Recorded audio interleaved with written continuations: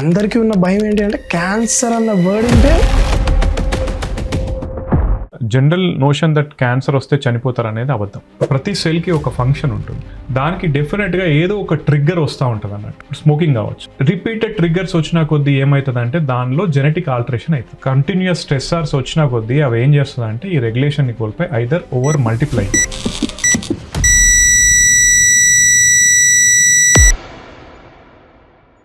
పొద్దున్న లేదు, సాయంత్రం లేదు, రాత్రి లేదు, ఎప్పుడైనా సరే ఆ స్ట్రెచ్ మొత్తం 10 మంది 15 మంది ఇంక్లూడింగ్ అబ్బాయిలు అమ్మాయి స్మోక్ చేస్తూనే ఉంటారు సార్. రీసెర్చ్ చేస్తే నాకు అర్థమైంది ఏంటి అంటే అసలు సిగరెట్ ముట్టుకోనివాడికి కూడా క్యాన్సర్ వచ్చే ఛాన్స్ ఉంది, రోజంతా సిగరెట్ తాగేవాడికి కూడా క్యాన్సర్ రాకపోవచ్చు. స్మోకర్స్, నాన్ స్మోకర్స్ స్మోకింగ్ చేస్తే క్యాన్సర్స్ వచ్చే అవకాశాలు కావచ్చు, మిగతా హార్ట్ డిసీజెస్ కావచ్చు, లేదా స్ట్రోక్స్ కావచ్చు వచ్చే అవకాశాలు ఎక్కువగా ఉంటాయి when compare to the non smokers. అంటే వీడు స్మోక్ చేసినా కూడా వీనికి ఏం రాలేదు అని చెప్పి మనం అట్లే అలవాట్లు చేసుకున్నాం అనుకో, మనకు వచ్చే ఛాన్సెస్ ఉంటాయి. చుట్టుపక్కల వాళ్ళని చూసి మనం వాతలు పెట్టుకోవద్దు. వాళ్ళ లైఫ్ వేరు, మన లైఫ్ వేరు. ఒకవేళ విమెన్ కి క్యాన్సర్ వస్తే తను ప్రెగ్నెంట్ అయింది అనుకోండి సార్, అది బేబీకి ఎఫెక్ట్ అయ్యే ఛాన్స్ ఉందా సార్? లేదు, these are not transferable to the baby. Actually babies effect అయ్యేది ట్రీట్మెంట్ ఆఫ్ క్యాన్సర్ వల్ల. క్యాన్సర్ సర్వైవల్ రేట్ లో ఇండియా 60th పొజిషన్ లో ఉంది సార్. ఇన్ఫ్రాస్ట్రక్చర్ ని మనం పెంచినంత వరకు మనం ఎంత అడ్వాన్స్ అని మాట్లాడుకున్నా ఇన్ని types of 200-300 types of cancers ఉన్నాయి. మోస్ట్ డేంజరస్ అది వస్తే ఇంకా మెటాస్టాటిక్ మాలిగ్నెంట్ మెలనోమా, అది డెడ్లీ. ఏమేమి మిత్స్ ఉన్నాయి సార్ క్యాన్సర్ గురించి? Sugar is the popular myth. ఇప్పుడు జనాలకు నచ్చేలా చెప్పాలంటే మనం ఏం చెప్పాలి? ఎస్, ఇట్ కాజెస్ క్యాన్సర్ అంటే అందరూ డాక్టర్ జ్ఞానవంతుడు అనుకుంటారు. ఫ్యాక్ట్, షుగర్ వల్లనే క్యాన్సర్ వస్తుంది అనేది అవాస్తవం. ఇంకొంతమంది ఏమంటారు అంటే మొబైల్ ఫోన్స్ వల్ల క్యాన్సర్ వస్తుంది. There is no relation between your mobile and cancer as of now. నాకు తెలిసి ఇది మదర్స్ అందరూ కలిసి సృష్టించి ఉంటారు సార్. లివర్ చెడిపోతుంది అంటే మనం కోడి లివర్ తింటే లివర్ బాగుంటుంది. సిగరెట్స్ లో ఆర్గానిక్ సిగరెట్స్ అని అండ్ లిక్కర్ లో కూడా బయో లిక్కర్ అని చెప్పేసి అలాంటివి వస్తున్నాయి. అవి నిజంగా సేఫ్? ఇప్పుడు జై, నిన్ను చిన్న కత్తి పట్టి కూడా అన్నా, పెద్ద కత్తి పట్టి కూడా అన్నా, even if you are vaping but your body has a tendency to form a cancer, you will get cancer earlier than the person who is a cigarette smoker. దానికన్నా ఇది బెటర్ నీకు కాకపోవచ్చు. So everything is bad. What's wrong with VRK? That is not diet, that's what I'm saying you. Okay, diet plus వాళ్ళ company యొక్క మందులు మోసం చేస్తున్నావు నువ్వు. డైట్ వల్ల క్యాన్సర్ అనేది it's not at all A treatment modality. మనకు ఇన్స్టాగ్రామ్ కానీ ఈ సోషల్ మీడియా ఎట్లయిపోయిందంటే కాన్ఫిడెంట్ గా ఎవరు చూపిస్తున్నారో వాళ్ళదే నిజం అయిపోతుంది అక్కడ. ఇటువంటి వీళ్ళు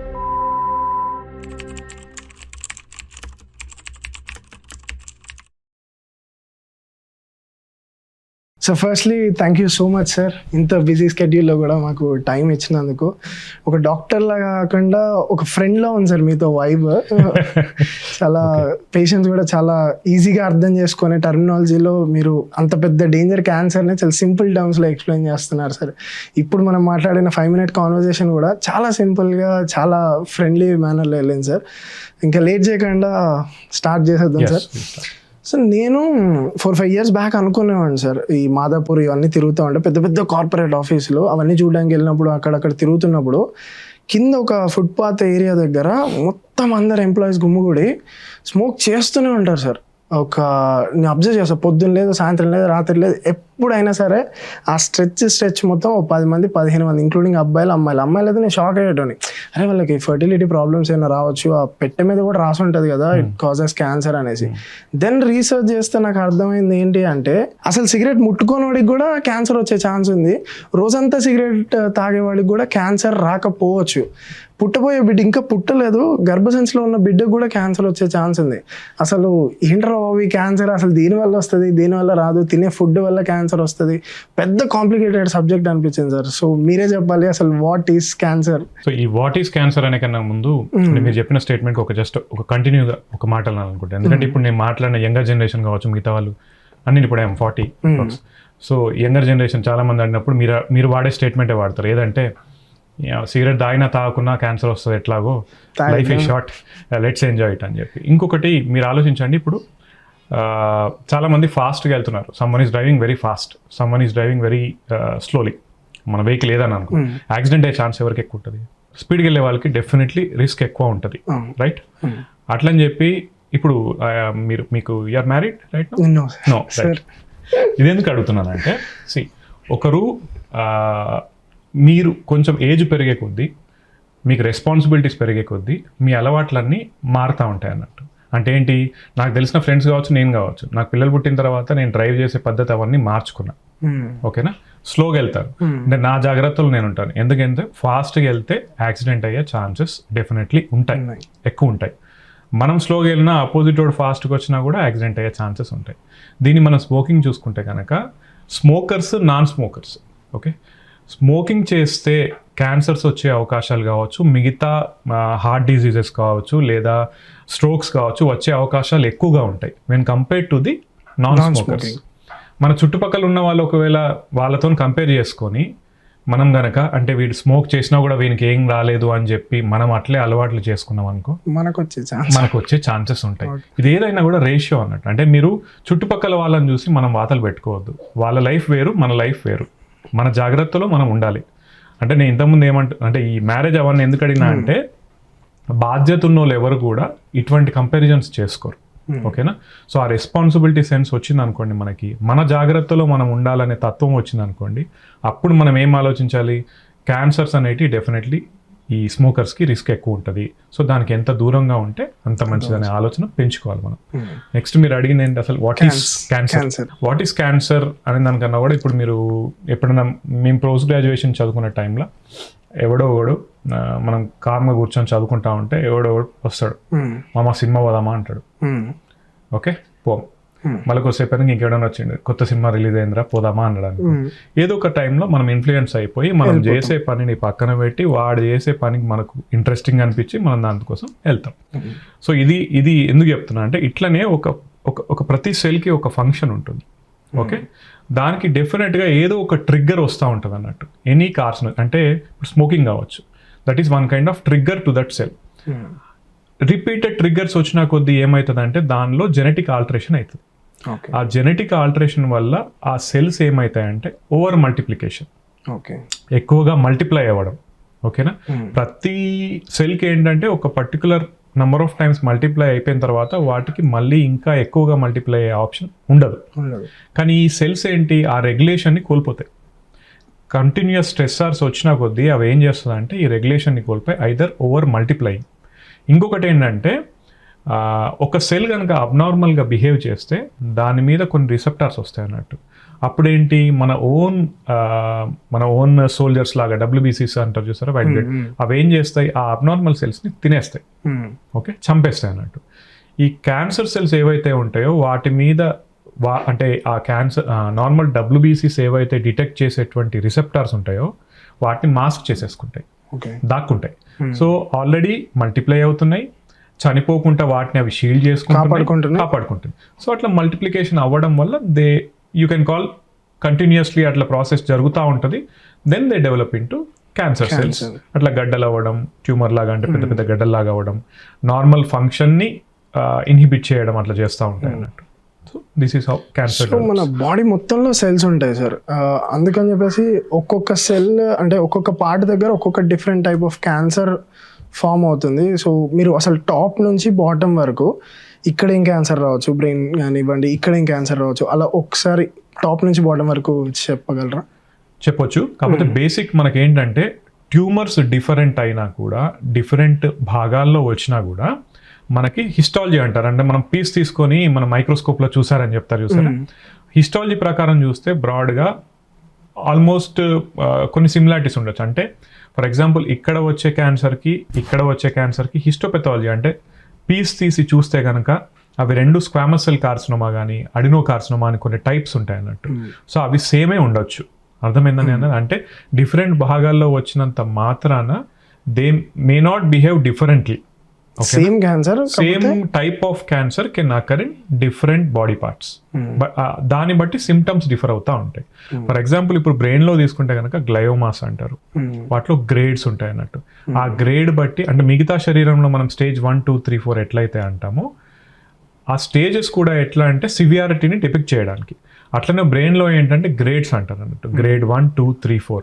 ఆ గ్రేడ్స్ బట్టి వాటి సివియారిటీ ఉంటాయి. అందులో గ్లయోమాస్ అని ఉంటాయి. నెక్స్ట్ స్కిన్ కావచ్చు, ఓరల్ క్యావిటీ కావచ్చు, అంటే నాలుక భాగంలో కావచ్చు, పెదవుల భాగంలో కావచ్చు, ఇక్కడ గొంతులో మింగే వరకు కావచ్చు. వాటన్నిటిలో ఏంటంటే స్క్వామస్ సెల్ కార్సినోమా అనే రకం ఎక్కువగా చూస్తాం. ఇంకోటి మనం సలైవేషన్ మాట్లాడుతూ ఉంటే మనకు సలైవా జనరేట్ అవుతుంది కదా, దానికి పెరోటిడ్ గ్రంథులు ఉంటారు, పెరోటిడ్ గ్లాండ్స్ ఒకటి. నెక్స్ట్ మైనర్ సలైవరీ గ్లాండ్స్ అని ఉంటాయి, నాలుక మీద ఇక్కడ అంతా ఉంటాయి అన్నట్టు. వాటిలో కూడా క్యాన్సర్ రావచ్చు, అది ఇక్కడ వరకు. నెక్స్ట్ ఇఫ్ యూ సీ దాని నుంచి పోయేది మన ఫుడ్ పైప్. ఫుడ్ పైప్ లో మళ్ళీ అప్పర్, మిడ్, లోవర్ అట్లా క్లాసిఫికేషన్స్ ఉంటాయి. ఇవి ఎందుకు ఇంపార్టెంట్ అంటే ట్రీట్మెంట్ టైప్ అన్నట్టు. మిడ్, లోవర్ వచ్చింది అనుకో, మధ్య భాగంలో కింది భాగంలో వచ్చింది అనుకోండి, దాన్ని మనం ఆపరేషన్ కూడా చేయొచ్చు. దానికి అప్పర్ భాగంలో వస్తే ఎక్కువ ఆపరేషన్ చేసే అవకాశం ఉండదు. ఓకేనా. దానిలో మళ్ళీ again types, squamous cell carcinoma, Adreno carcinoma. Next దాని కిందికి వస్తే స్టమక్, దానిలో మళ్ళీ Adreno carcinoma, squamous cell carcinoma, rare variants ఉండొచ్చు, అట్లా ఉంటుంది. పెద్ద పేగ్ క్యాన్సర్ అంటారు, కొలాన్ క్యాన్సర్. చిన్న స్మాల్ ఇంటెస్టైన్స్ కి రావచ్చు. కిందికి మొత్తం పేగు కిందికి వస్తే రెక్టమ్, యానల్ కెనాల్. అంటే మనకు ఫుడ్ పైప్ నుంచి కింది వరకు డిఫరెంట్ టైప్స్ ఆఫ్ క్యాన్సర్స్ ఉంటాయి. ద సేమ్ టైం మనం యూరిన్ వస్తాం, యూరిన్ అంతా కలెక్ట్ అయ్యి యూరిన్ బ్యాగ్ లో యూరినరీ బ్లాడర్ అంటారు, ఆ బ్లాడర్ క్యాన్సర్ వస్తుంది. ఓకేనా. నెక్స్ట్ పెనీస్ క్యాన్సర్ వస్తుంది. స్కిన్ ఉంది, స్కిన్ క్యాన్సర్ వస్తుంది. స్కిన్ క్యాన్సర్ ఎక్కడ నుంచి రావచ్చు, top to bottom, anywhere on your skin it can. మళ్ళీ స్కిన్ క్యాన్సర్ లో మళ్ళీ వేరియంట్స్, బేసల్ సెల్ కార్సినోమా అని, స్క్వామస్ సెల్ కార్సినోమా అని, మాలిగ్నెంట్ మెలనోమా అని చెప్పి ఇట్లా డిఫరెంట్ టైప్స్ ఉంటాయి. ఇప్పుడు చాలా మంది ఇది ఎందుకు ఇంపార్టెంట్ అంటే ప్రతి ఒక్క సైట్ ఆఫ్ క్యాన్సర్ అంటే ఎక్కడ వచ్చింది, టైప్ ఆఫ్ క్యాన్సర్, హిస్టోపెథాలజీ మనం స్లైడ్లో చూస్తే ఏముంది, ఓకే, అది అక్కడే ఉందా, వేరే భాగానికి ఏమైనా స్ప్రెడ్ అయిందా, వీటన్నిటి బట్టి మన ట్రీట్మెంట్ ప్రోటోకాల్ ఉంటుంది. ఇది ఎందుకు ఇంపార్టెంట్ అంటున్నా అంటే పేషెంట్స్ కొంతమంది వచ్చి, సార్ మీకు తెలిసిపోయింది కదా క్యాన్సర్, ఎందుకు ట్రీట్మెంట్ ఎందుకు స్టార్ట్ చేస్తలేరు అంటారు. సో వాళ్ళందరికీ ఏం చెప్పాల్సి వస్తుందంటే ఒక టైప్ అని తెలిసింది, దానిలో ఫర్దర్ క్లాసిఫికేషన్ ఉంటుంది, అది అక్కడే ఉందా ఇంకెక్కడైనా స్ప్రెడ్ అయిందా, అవన్నీ రిపోర్ట్స్ వచ్చిన తర్వాతనే we have to formulate A treatment protocol, దాని ప్రకారం ముందుకెళ్లాల్సి ఉంటుంది. అండ్ ఇక్కడ నుంచి లోవర్ బాడీ ఇంకా క్యాన్సర్, లెగ్ కావచ్చు. ఇప్పుడు ఫీమేల్స్ తీసుకున్నాం అనుకోండి, వాళ్ళకి ఓవరీ ఉంటుంది, ఓవేరియన్ మ్యాలిగ్నెన్సీస్. అంటే మేల్ కంపేర్ చేస్తే ఎక్స్ట్రాగా ఉండేది వాళ్ళకి యూట్రస్ అండ్ ఓవరీ. ఆ ఓవరీస్లో ఓవేరియన్ మ్యాలిగ్నెన్సీస్ రావచ్చు. నెక్స్ట్ గర్భాశయ ముఖద్వారం, సర్వైకల్ మ్యాలిగ్నెన్సీ అంటారు. వెజనల్ క్యాన్సర్, వల్వా అని ఉంటుంది, వల్వల్ క్యాన్సర్. అట్లా ప్రతి భాగానికి ఒక టైప్ ఆఫ్ మ్యాలిగ్నెన్సీ ఉంది. సార్ విమెన్ క్యాన్సర్, ఒకవేళ విమెన్కి క్యాన్సర్ వస్తే తను ప్రెగ్నెంట్ అయింది అనుకోండి సార్, అది బేబీకి ఎఫెక్ట్ అయ్యే ఛాన్స్ ఉందా సార్? లేదండి. అంటే these are not transferable to the baby, point number 1. Point number 2, actually babies effect అయ్యేది ట్రీట్మెంట్ ఆఫ్ క్యాన్సర్ వల్ల. ఓకేనా. సో అందుకు మనం ఏం చేస్తామంటే, సపోజ్ చాలా మంది అనను, కొంతమంది ప్రెగ్నెంట్ ఉన్నప్పుడు బ్రెస్ట్ క్యాన్సర్ వస్తుంది. సో వాళ్ళ ట్రీట్మెంట్ ప్రోటోకాల్ ఎట్లా చేస్తామంటే, whether they want to continue ఎర్లీగా వచ్చింది అనుకోండి, అంటే ఎర్లీ ఫస్ట్ ట్రైమిస్టర్లో వచ్చింది అనుకోండి, వీ గివ్ దెమ్ అన్ ఆప్షన్కి మీరు అబార్ట్ చేయాలనుకుంటే అబార్ట్ చేయండి అని చెప్పి. మిడ్ ఆర్ లేట్ టర్మ్లో వచ్చింది అనుకోండి, వీ ట్రై సచ్ దట్ అది డెలివరీ అయిపోయిన తర్వాత వీళ్ళకి ట్రీట్మెంట్ స్టార్ట్ చేస్తారు. బ్రెస్ట్ క్యాన్సర్ ఎందుకు వస్తుంది సార్? అంటే రీజన్స్ ఏముంటాయి sir? Reasons actually any cancer తీసుకుంటే జెనెటిక్. అంటే జెనెటిక్ అనగానే జనాలు ఈ మధ్యలో నన్నే తప్పు పడుతున్నారు, అన్ని క్యాన్సర్ జెనెటిక్ అంటే కాదు. మీరు ఆలోచించాల్సింది జెనెటిక్ వేరు, హెరిడిటరీ వేరు. ఓకే. జెనెటిక్ ఆల్టరేషన్స్ అంటే జీన్ మ్యూటేషన్స్ వల్ల, ప్రతి కణంలో జెనెటిక్ మ్యూటేషన్స్ అక్యుములేట్ అవ్వడం వల్ల వచ్చేది క్యాన్సర్. ఇది ఎందుకు అక్యుములేట్ అయ్యే కొన్ని జీన్స్ ఏవైతే ఉన్నాయో అవి వంశపారంపర్యంగా ఒకరి నుంచి ఒకరికి వెళ్ళే అవకాశం ఉంటుంది. ఇది హెరిడిటరీ. ఓకేనా. సో జెనెటిక్ వేరు, హెరిడిటరీ వేరు. Breast cancer risk most of them అవి ఎట్లుంటాయంటే జెనెటిక్ ఆల్టరేషన్స్ వల్ల వస్తాయి. దీనికి నువ్వు ఒక మనిషిలో మనకి ఇది క్యాన్సర్ వచ్చింది అనుకో, వాళ్ళని పట్టుకొని వీళ్ళలో దీని వల్లనే వచ్చిందని యూ కెన్ నెవర్ సే. కాకపోతే రిస్క్ అనేది ఎవరికి ఉంటుంది అనేది మనం క్లాసిఫై చేసుకోవచ్చు. ఫ్యామిలీ హిస్టరీ ఎవరికైనా ఉంది ఆల్రెడీ ఎగ్జిస్టింగ్, వాళ్ళలో ఏంటంటే 5 to 10% of those are hereditary cancers అన్నట్టు. సో వాళ్ళ ఫ్యామిలీలో వచ్చే అవకాశం ఉంటుంది ఒకటి. నెక్స్ట్ ఏంటి, వాళ్ళు తినే ఫుడ్ మనం డిస్కస్ చేద్దాం మళ్ళీ. ఫుడ్ ఆల్టరేషన్స్ వల్ల కావచ్చు. ఒబెసిటీ ఎక్కువ ఉన్న వాళ్ళకి ఏంటంటే యాక్చువల్లీ ఏంటంటే ఒబీస్గా ఉన్న వాళ్ళకి ఈస్ట్రోజన్ హార్మోన్స్ ఏదైతే ఉన్నాయో అవి ఎక్కువగా సెక్రీట్ అవుతాయి. అవి మళ్ళీ వెళ్ళి that is a independent risk factor for breast cancer. So obesity in post menopausal females is a risk factor. ఓకేనా. నెక్స్ట్ మీ ఒక ఆడవాళ్ళ శరీరానికి ఎంత ఎక్కువ టైం లైన్ వాళ్ళ హార్మోన్స్ ఎక్స్పోజ్ అవుతారో అంత రిస్క్ ప్రపోర్షనల్ అన్నట్టు. అంటే ఫర్ ఎగ్జాంపుల్ ఎర్లీ మెనార్కే వచ్చింది అంటే తొందరగా మనం తెలుగులో ఏమంటాం, పెద్ద మనిషి అయినారు, ఎర్లీ మెనార్కే వచ్చింది, లేట్ మెనపాస్ అయింది అంటే ఒక 9 yearsలోనే మీకు పీరియడ్ స్టార్ట్ అయినాయి, up to the age of 55 or 58 మీకు అది ఆగిపోలేదు, మెన్స్ట్రువల్ సైకిల్ కంటిన్యూ అవుతా ఉంది. Overall me body exposure to hormones అనే టైం లైన్ ఏదైతే ఉందో అది ఎక్కువ. సో ఈ టైం లైన్ ఎక్కువైనా కొద్దీ వాళ్ళకి వచ్చే రిస్క్ పెరుగుతూ ఉంటుంది. ఓకేనా, these are all the risk factors. మనం పిన్ పాయింట్ చేయలేము, ఎందుకంటే ఇప్పుడు చాలామంది నెక్స్ట్ ఏమంటారంటే వీళ్ళకి యంగ్స్టర్స్లో కూడా వస్తుంది కదా సార్ అంటే, నేనైతే పిన్ పాయింట్ చేసే స్టేజ్లో అయితే నేనైతే లేను, I cannot say, but these are the risk factors రఫ్లీ. డస్ ఫ్యాబ్రిక్ ఎఫెక్ట్ క్యాన్సర్కి ఎఫెక్ట్ చేస్తుంది సార్? ఎందుకంటే బ్రా వేసుకోవడం వల్ల బ్రెస్ట్ క్యాన్సర్ వచ్చే ఛాన్సెస్ చాలా ఉన్నాయి అని చెప్పి చాలా ఇన్ఫర్మేషన్ స్ప్రెడ్ అవుతుంది. యాక్చువల్లీ ఇన్ఫర్మేషన్ స్ప్రెడ్ అవ్వడం కాదు, దీని మీద స్టడీస్ కూడా ఉంటాయి. మీరు చూస్తే కనుక నెట్లో మీరు కొట్టి చూస్తే టైట్ బ్రాస్ వేసుకోవడం వల్ల వీళ్ళకి బ్రెస్ట్ క్యాన్సర్ వచ్చే అవకాశం ఉందని చెప్తారు. There is no fact behind that, అది ఫ్యాక్ట్ కాదు. నేనైతే ఏ ప్రూవెన్ స్టడీ ఇప్పటి వరకు చూడలేదు. ఇదంతా ఏంటంటే మిత్. సో జనరల్ మిత్స్ మీరు అన్నారు కదా, ఏమేమి మిత్స్ ఉన్నాయి సార్ క్యాన్సర్ గురించి? Sugar is the popular myth. Sugar వల్ల క్యాన్సర్ వస్తుందని చెప్పి ఏ స్టడీ చెప్పదు. ఓకే, మీరు ఇంకోటి గుర్తుపెట్టుకోవాలి, అలా చెప్పకండి సార్, వాళ్ళు ఇప్పటి నుంచి sugar you have to understand one thing. Sugars ఎవరు తినేది ఎవడు ఆపడండి. ఇప్పుడు మనం ఎంత మాట్లాడుకున్నా కూడా ఇంతకుముందు మీ వాళ్ళు ఏం తెచ్చి ఇచ్చారు, మంచిగా కాఫీలో గట్టి షుగర్ వేసి ఇచ్చారు, నేనైతే తాగుతాను దాన్ని. లిమిట్ చేసుకోవడం ఇంపార్టెంట్, కానీ యాక్చువల్లీ అంటే జనాలకి నచ్చేలా చెప్పడం ఒక పద్ధతి, ఫ్యాక్ట్స్ చెప్పడం ఒక పద్ధతి. ఇప్పుడు జనాలకు నచ్చేలా చెప్పాలంటే మనం ఏం చెప్పాలి, ఎస్ ఇట్ కాజెస్ క్యాన్సర్ అంటే అందరూ డాక్టర్ జ్ఞానవంతుడు అనుకుంటారు. Fact, will see about facts. What happens is more sugar consumption or మనకు ఫుడ్స్ ఎక్కువ కన్జ్యూమ్ చేయడం వల్ల it is proportional to your weight. Obesity వచ్చే అవకాశం ఎక్కువ. Obesity is an independent risk factor for cancer. ఓకేనా, దానికి డైరెక్ట్ లింక్ కాదు. మీరు ఒకవేళ కనుక ఎవరైనా ఒబీస్ అయితే కనుక అది again it's risk factor for cancer, కాబట్టి someone will related to this. కాకపోతే ఈ మధ్యకాలంలో అందరూ వార్బర్గ్ ప్రిన్సిపల్ అని ఉంటుంది అన్నట్టు, దానిలో చెప్పింది ఏంటంటే మనకు క్యాన్సర్ కణాలు షుగర్ని ఎక్కువ వాడుకుంటాయి కాబట్టి నువ్వు షుగర్ ఎక్కువ తింటే క్యాన్సర్ వస్తుంది అని చెప్పి ఒక ప్రోపగండా స్టార్ట్ అయిపోయింది. మీరు షుగర్స్ అంటే జనరల్గా ఆలోచించాల్సింది ఏంటంటే anything you eat can be converted into sugar, even if you are on keto diet. ఓకేనా, that has to convert into sugar format, which is glucose or something, then only your cells will be able to utilize it, right? Understand? నీ శరీరంలో ఉన్న కణాలన్నీ కూడా పనిచేసే sugar మీదనే, glucose మీదనే. నువ్వు దాన్ని డిప్రైవ్ చేయలేవు. your entire body will be running on sugar, right? So you cannot control that sugar going to each and every cell and getting converted into cancer. అర్థమవుతుందండి. సో పాపులర్ మిత్ వచ్చేసి ఏదైతే sugar గురించి మాట్లాడుకుంటున్నామో sugar వల్లనే cancer వస్తుంది అనేది అవాస్తవం. మరి ఇది రీల్లో పెడితే మాత్రం జనాలు తిడతారేమో నాకు తెలియదు, చూద్దాం. ఓకే, నెక్స్ట్ పాపులర్ మిత్ ఏదైనా గుర్తుంటే చెప్పండి, వీల్ బస్ దోస్ మిత్స్. ఇంకొంతమంది ఏమంటారంటే మొబైల్ ఫోన్స్ వల్ల క్యాన్సర్ వస్తుందని చెప్పి, ఇఫ్ యూ టైప్ ఫస్ట్ చాలా మంది you have to avoid mobile phone. Radiation వల్ల క్యాన్సర్ వస్తుంది, బ్రెయిన్ అదేదో అంటారు. ఇవన్నీ మీరు చదువుతా ఉంటే హ్యాపీ అనిపిస్తాయి, కానీ నువ్వు ఫోన్ పక్కన పెట్టుకోవా? పెట్టుకుంటావు. సో అదైతే పక్కన పెట్టుకుంటావు. లేదండి, so there is no relation between your mobile and cancer as of now. నాకు తెలిసి ఇది మదర్స్ అందరూ కలిసి సృష్టించుంటారు సార్. మా వైఫ్ కూడా చెప్తా ఉంటుంది, మొబైల్ అది దూరం పెట్టు అంటే సరే అని దూరం పెడుతున్నాను తప్ప. Of course it's a good habit to keep it far away, but దాని వల్ల క్యాన్సర్ వస్తుంది అనేది అయితే ఎక్కడ కూడా రాసలేదు అంటే నా ఉద్దేశం ఎక్కడ కూడా స్టడీ లేదు. ఏది మాట్లాడిన కూడా స్టడీ అనే చెప్తాను. ఫ్యూచర్ లో స్టడీ వస్తే నేను యాక్సెప్ట్ చేస్తాను. అర్థమవుతుందా? ప్రస్తుతానికి అయితే అట్లా ఏమీ లేదు. సార్ మీరు ఇన్ని టైప్స్ ఆఫ్ క్యాన్సర్స్ గురించి చెప్పారు, స్కిన్ క్యాన్సర్ కానివ్వండి, లంగ్ క్యాన్సర్ కానివ్వండి, ఇన్ని టైప్స్ ఆఫ్ చెప్పారు.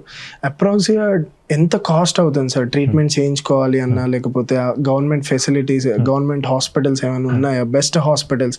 ఎందుకంటే మెజారిటీ ఆఫ్ ఇండియాలో అందరూ మిడిల్ క్లాస్ వాళ్ళే ఉన్నారు సార్.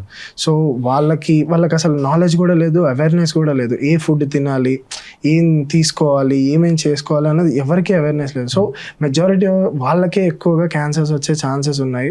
సో అలాంటి వాళ్ళకి ట్రీట్మెంట్ వైజ్గా ఎంత ఖర్చు అవుతుంది అండ్ ఏ హాస్పిటల్స్ ఉన్నాయి? గవర్నమెంట్ స్కీమ్స్ కూడా కొన్ని ఉన్నాయని విన్నాను, అది మీరు కొంచెం ఎడ్యుకేట్ చేస్తే చాలా హెల్ప్ అవుతుంది. ఇది చెప్పే ముందు నన్ను జనాలు బాగా తిట్టిన టాపిక్ ఒకటి నేను మళ్ళీ చెప్తాను. ఏంటంటే మీరు గనక ఒకవేళ ఇన్సూరెన్స్ తీసుకోగలిగితే తీసుకోండి. That's the best thing which you can do and that's the best gift you can give it to your either kids or your parents. నేను అందరికీ అదే చెప్తాను. ఏంటంటే ఇది పెట్టగానే కింద కొంతమంది ఏం పెడతా ఉంటారు అంటే, నీకు తెలుసా, నీ దగ్గర డబ్బులు ఉంటే మాత్రం, నేను మళ్ళీ ప్రతి ఆన్లైన్ సెషన్లో నేను చెప్తాను, మీరు ఇన్సూరెన్స్ తీసుకోండి. ఇప్పుడున్న పరిస్థితుల్లో అసలు ఏదైతుందో you cannot predict it. Insurance ఉంటే definitely it will be helpful. ఇప్పుడు ముందు కొన్ని ఇన్సూరెన్సెస్ ఎట్లా ఉన్నాయంటే 2 years or 3 years waiting period పెట్టేటి క్యాన్సర్కి సంబంధించిన వారు. ఇప్పుడు there are insurances which will say even after 30 days that will be applicable for you. ఓకేనా, కొత్తగా డయాగ్నోస్ అయితే కనుక. ఇది నేనేం ఇన్సూరెన్స్ ఏజెంట్ని కాదు, కాకపోతే నేను చెప్తాను మంచి కోసం actually. Next coming to government hospitals. ఇండియాలో ఉన్న గవర్నమెంట్ హాస్పిటల్స్ చాలా, ఇప్పుడు ఇండియా అంటే ఓవరాల్గా మాట్లాడకపోయినా కూడా, ఫర్ ఎగ్జాంపుల్ నేను చేసిన PGI Chandigarh, it's a top 2nd institute in India. అక్కడ మొత్తం కంప్లీట్లీ ఫ్రీ ఉంటుంది, నామినల్ కాస్ట్ ఉంటుంది. ఓకేనా, వెన్ యూ కమ్ అట్లనే కంపారిటివ్గా చూస్తే టాటా ఇన్స్టిట్యూట్స్ ఉంటాయి. టాటా ముంబై కావచ్చు, టాటా వైజాగ్ కావచ్చు, టాటా సంగ్రూర్, టాటా చండీగఢ్, ఇట్లా టాటా హాస్పిటల్స్ ఉన్నాయి. అక్కడ కూడా 2 segments ఉంటాయి. అంటే పార్షల్లీ పే చేసుకోవచ్చు. If you are lower socio economic status, మేము పే చేయలేదు అనుకున్నా కూడా యూ హ్యావ్ సపరేట్ సెగ్మెంట్స్. మన దగ్గర తీసుకుంటే ఉస్మానియా ఉంది, MNJ hospital, that's the best hospital. అక్కడ అంటే ఇప్పుడు ఎట్లా ఉంటే, మన క్యాన్సర్కి సంబంధించినంత వరకు ప్రోటోకాల్ బేస్డ్గా తీసుకుంటే యూఎస్లో ఏ ట్రీట్మెంట్ ఉన్నా మనకు అవైలబుల్ ఉంది. Okay, except few things. అక్కడ ఎంత కాస్ట్లీ మెడికేషన్ అయినా ఇక్కడ అవైలబుల్ ఉంటుంది. ఓకేనా, so protocols will be same. మన ఉస్మానియాలో ట్రీట్మెంట్ చేసుకున్నా కూడా, నువ్వు వచ్చి మా దగ్గర ప్రైవేట్లో ట్రీట్మెంట్ చేసుకున్నా కూడా ప్రోటోకాల్లో ఏం మారదు. మారేటి కొన్ని ఫెసిలిటీస్ మీకు అర్థమవుతుందా? సో మన దగ్గర ఉస్మానియా ఉంది, కరీంనగర్లో కరీంనగర్ అంటున్నా, మనకు MNJ hospital, Osmania is MNJ hospital, వరంగల్లో ఎంజిఎం అనుకుంటా అది ఉంది. ఇవి 2 హాస్పిటల్స్ తెలంగాణలో మనకి ప్రైవేట్. ఇంకా చాలా హాస్పిటల్స్ మనకి ఆరోగ్యశ్రీ స్కీమ్ ఉంది చూసారా, ఆరోగ్యశ్రీ స్కీమ్ యాక్సెప్ట్ చేసి ట్రీట్మెంట్ చేసేటువంటి హాస్పిటల్స్ కూడా ఉన్నాయి. ఇప్పుడు నా హాస్పిటల్ కాదు పోయి, మేము పనిచేసే హాస్పిటల్ ఏదైతే ఉందో, మేము రేడియేషన్ వచ్చేసి we do it under Aarogyasri. ఓకేనా, ఫ్రీగా చేస్తాం. And next Ayushman Bharat scheme ఉంది ఒకటి. ఆయుష్మాన్ భారత్ స్కీమ్ మనకి ఇంకా ఫుల్ ఫ్లెడ్జ్గా రాలేదు, కానీ ఆయుష్మాన్ భారత్ స్కీమ్ కింద కూడా ఎన్రోల్ అయిన వాళ్ళకి కొన్ని హాస్పిటల్స్, ఎంపానల్డ్ హాస్పిటల్స్ మాత్రం they do it free of cost. For example మన దగ్గర ఎక్కువ మా సైడ్, నాది మంచిర్యాల, మా మంచిర్యాల సైడ్ ఏంటంటే అందరూ సింగరేణి పాపులేషన్ ఎక్కువ ఉంటుంది. సో సింగరేణి అఫిలియేటెడ్ హాస్పిటల్స్ ఉంటాయి, వాళ్ళకంతా ఫ్రీ ఉంటుంది. రైల్వే ఎంప్లాయీస్ ఉన్నారు, రైల్వే అఫిలియేటెడ్ హాస్పిటల్స్ ఫ్రీ. ఇవేవి కాని వాళ్ళకి ఎట్లా అనేదానికి నా దగ్గర నిజంగా ఆన్సర్ లేదు. నేను అనేది ఏంటంటే, if you are not able to afford the insurance, then it's better to go to government hospital అంటే దానికన్నా మిగతా బాబాల్ని, మిగతా పిచ్చి వాళ్ళని నమ్మే కన్నా కూడా గవర్నమెంట్ హాస్పిటల్స్, గవర్నమెంట్ సెటప్స్కి వెళ్తే మీకు on par with private hospitals definitely treatment ఉంది. ఇది చెప్పిన తర్వాత next cost. If you are రఫ్లీ మనకు కాస్ట్ గురించి మాట్లాడుకుంటే, ఇఫ్ ఎనీ బ్రెయిన్ ట్యూమర్ గురించి మాట్లాడుకుందాం. బ్రెయిన్ ట్యూమర్లో మనకు 2 కాంపోనెంట్స్ ఇన్వాల్వ్ అయి ఉంటాయి ఎక్కువగా, surgery, radiation. Surgery on an average 6 to 8 lakhs మధ్యలో అవుతుంది. Radiation least 2 lakhs or 1.8 lakh నుంచి స్టార్ట్ అయ్యి హైయెస్ట్ 4 lakhs వరకు ఉంటుంది, 4.5 lakhs. సో మీకు 10 to 12 lakhs will be the your treatment cost. తర్వాత monthly for approximately depending on your histopathology 2 years వరకు chemo tablets ఉంటాయి. అవి పర్ మంత్ మీకు నాకు తెలిసి 2000 or 2500 ఉంటుంది. సో ఇది for a brain tumour case. For any oral cavity case అనుకుందాం, ఎర్లీగా ఉందనుకోండి, ఆపరేషన్ చేసి రేడియేషన్ చేస్తే సరిపోతుంది. సర్జరీ ఎర్లీ లీజన్స్కి అంటే మనకి ఎట్లా అంటే, ప్లాస్టిక్ సర్జరీస్ కొన్ని ఫ్లాప్స్ అంటారు అన్నట్టు, అంటే ఇక్కడ భాగం తీసేస్తే వేరే దగ్గర నుంచి మజిల్ తీసి ఇక్కడ వేస్తారు. సో అది లేని సర్జరీస్ ఉన్నాయి. Suppose it can be finish between 1.5 to 2 lakhs or something. Okay, surgery again radiation will be 2 to 4 lakhs. So మీకు ఓవరాల్ తీసుకుంటే 6 to 8 lakhs treatment will be finished. ఒకవేళ అడ్వాన్స్ సర్జరీస్ పడ్డాయి 6 to 8 lakhs అవుతుంది. Again the radiation will be same anywhere between. High cost అట్లా కాదు. ఇప్పుడు మనము మాట్లాడుకునేటి అన్ని రాడికల్ ట్రీట్మెంట్స్. అంటే నా ఉద్దేశం ఏంటంటే క్యూరేటివ్ ఇంటెంట్తో చేసే ట్రీట్మెంట్స్ అన్నట్టు. స్టేజ్ కొన్నిసార్లు స్టేజ్ 3 వరకు అనుకుందాం. హైయెస్ట్ కాస్ట్ ఎప్పుడైతుందంటే స్టేజ్ 4 మెటాస్టాటిక్ అయింది. ఓకేనా, ఆ మెటాస్టాటిక్ అయిన కేసెస్లో ఫర్ ఎగ్జాంపుల్ లంగ్ క్యాన్సర్ ఉంది. లంగ్ క్యాన్సర్లో మనకు స్టేజ్ 4 ఉంది. ఓకేనా, వాళ్ళకి మనకు ఈ కొన్ని రిసెప్టార్స్ అంటారు అన్నట్టు, టార్గెటబుల్ మ్యూటేషన్స్ అంటారు. అంటే ఆ కణాల మీద మనకు కొన్ని టార్గెట్స్ కనిపిస్తున్నాయి. ఆ టార్గెట్ని మనకు వెళ్ళి మనం వేసే ట్యాబ్లెట్ వల్ల ఆ సెల్స్ చనిపోయే అవకాశం ఉందనుకోండి, టార్గెటెడ్ థెరపీ రఫ్గా చెప్తే. అటువంటి టార్గెటబుల్ మ్యూటేషన్స్ ఉన్న వాటికి కనుక మనం ట్రీట్మెంట్ చేయాలి అనుకుంటే per month anywhere between 1.8 to 2 lakhs అవుతుంది. అది కూడా సబ్సిడైజ్ తర్వాత. సబ్సిడైజ్డ్ అంటే ఎట్లా అంటే, సబ్సిడీ అనే పదం వాడద్దేమో, కంపెనీ వాళ్ళు ఏం చేస్తారంటే if you by for 2 months they will give free for 1 month or something, అట్లా స్కీమ్స్ పెడతారు. ఓకేనా. నెక్స్ట్ ఇమ్యూనోథెరపీ ఉంటుంది. ఇమ్యూనోథెరపీ అసలు 2 lakhs, 4 lakhs, 6, 8 lakhs అట్లా పర్ మంత్ కాస్ట్ అయ్యేటి ఉంటూనే ఉంటాయి. ఓకేనా. సో మనకి ఎప్పుడైతే మెటాస్టాటిక్ అవుతుందో కాస్ట్ అన్ని స్కై రాకెట్ అయిపోతాయి. సార్ 4th stage ఆఫ్ క్యాన్సర్కి వెళ్తే చాలా కాస్ట్ అనేది పెరుగుతూ ఉంటుంది. క్యాన్సర్ అనేది అంత ఈజీగా ఐడెంటిఫై చేసే డిసీజ్ కూడా కాదు కదా సార్. అంటే జలుబు, దగ్గు లేకపోతే ఇంకేదన్నా బాడీలో చేంజెస్ కూడా రాకుండా నీట్గా అది 4th stage వరకు వెళ్ళిపోతుంది. అండ్ మూవీస్లో కూడా డాక్టర్ వచ్చేసి ఇట్లా స్పెక్స్ తీసేసి చెప్తాడు 4th stage ఆఫ్ క్యాన్సర్ అనేసి. ఎందుకు సార్ మనం క్యాన్సర్ని ఎందుకు ఎర్లీగా ఐడెంటిఫై చేయలేము, అండ్ ఎందుకు అది అంత 4th stage వరకు వెళ్ళేంత వరకు ఐడెంటిఫై లేదు? యాక్చువల్లీ మనం ఇప్పుడు డిస్కస్ చేసేటప్పుడు కూడా చాలా క్యాన్సర్స్ హయ్యర్ స్టేజెస్ని ఐడెంటిఫై చేస్తామని అనుకుంటాం కదా. That may not be true for all the cancers. అంటే ఫర్ ఎగ్జాంపుల్ మనకి నోటి భాగంలో క్యాన్సర్ ఉందనుకోండి, చాలా ఎర్లీగా పసిగట్టే అవకాశాలు చాలా ఉంటాయి. అంటే మీకు చిన్న అల్సర్ ఉంది, అది హీల్ అవ్వట్లేదు, నొప్పి లేదు, అది క్యాన్సర్ అవ్వచ్చు. మీరు ఎర్లీగా వస్తే అంతెందుకు, మీరు ఇప్పుడు కొంతమందికి పన్ను లూజ్ అవుతుంది, పన్ను లూజ్ అయిందని చెప్పి లైట్ తీసుకుంటారు వాళ్ళు. ఓకేనా. కానీ టీత్ లూజనింగ్ కూడా ఆ ఏరియాలో క్యాన్సర్ అవకాశం ఉంటుంది అన్నట్టు. ఓకేనా. సో నోటి భాగం వరకు సంబంధించిన వరకు ఎర్లీగా వచ్చే అవకాశాలు, ఎర్లీగా కనిపెట్టే అవకాశాలు ఎక్కువ ఉంటాయి. ఓకే. నెక్స్ట్ సర్వైకల్ క్యాన్సర్ తీసుకుందాం, గర్భాశయ ముఖద్వారం యొక్క క్యాన్సర్. వాళ్ళలో కూడా చాలామంది స్టేజ్ 2లోనే పసిగడతాం. అంటే ఇవి రెండు ఎందుకు ఇంపార్టెంట్గా చెప్తున్నానంటే, సిమ్టమ్స్ ఈజీగా ఐడెంటిఫై అవుతాయి వీళ్ళలో.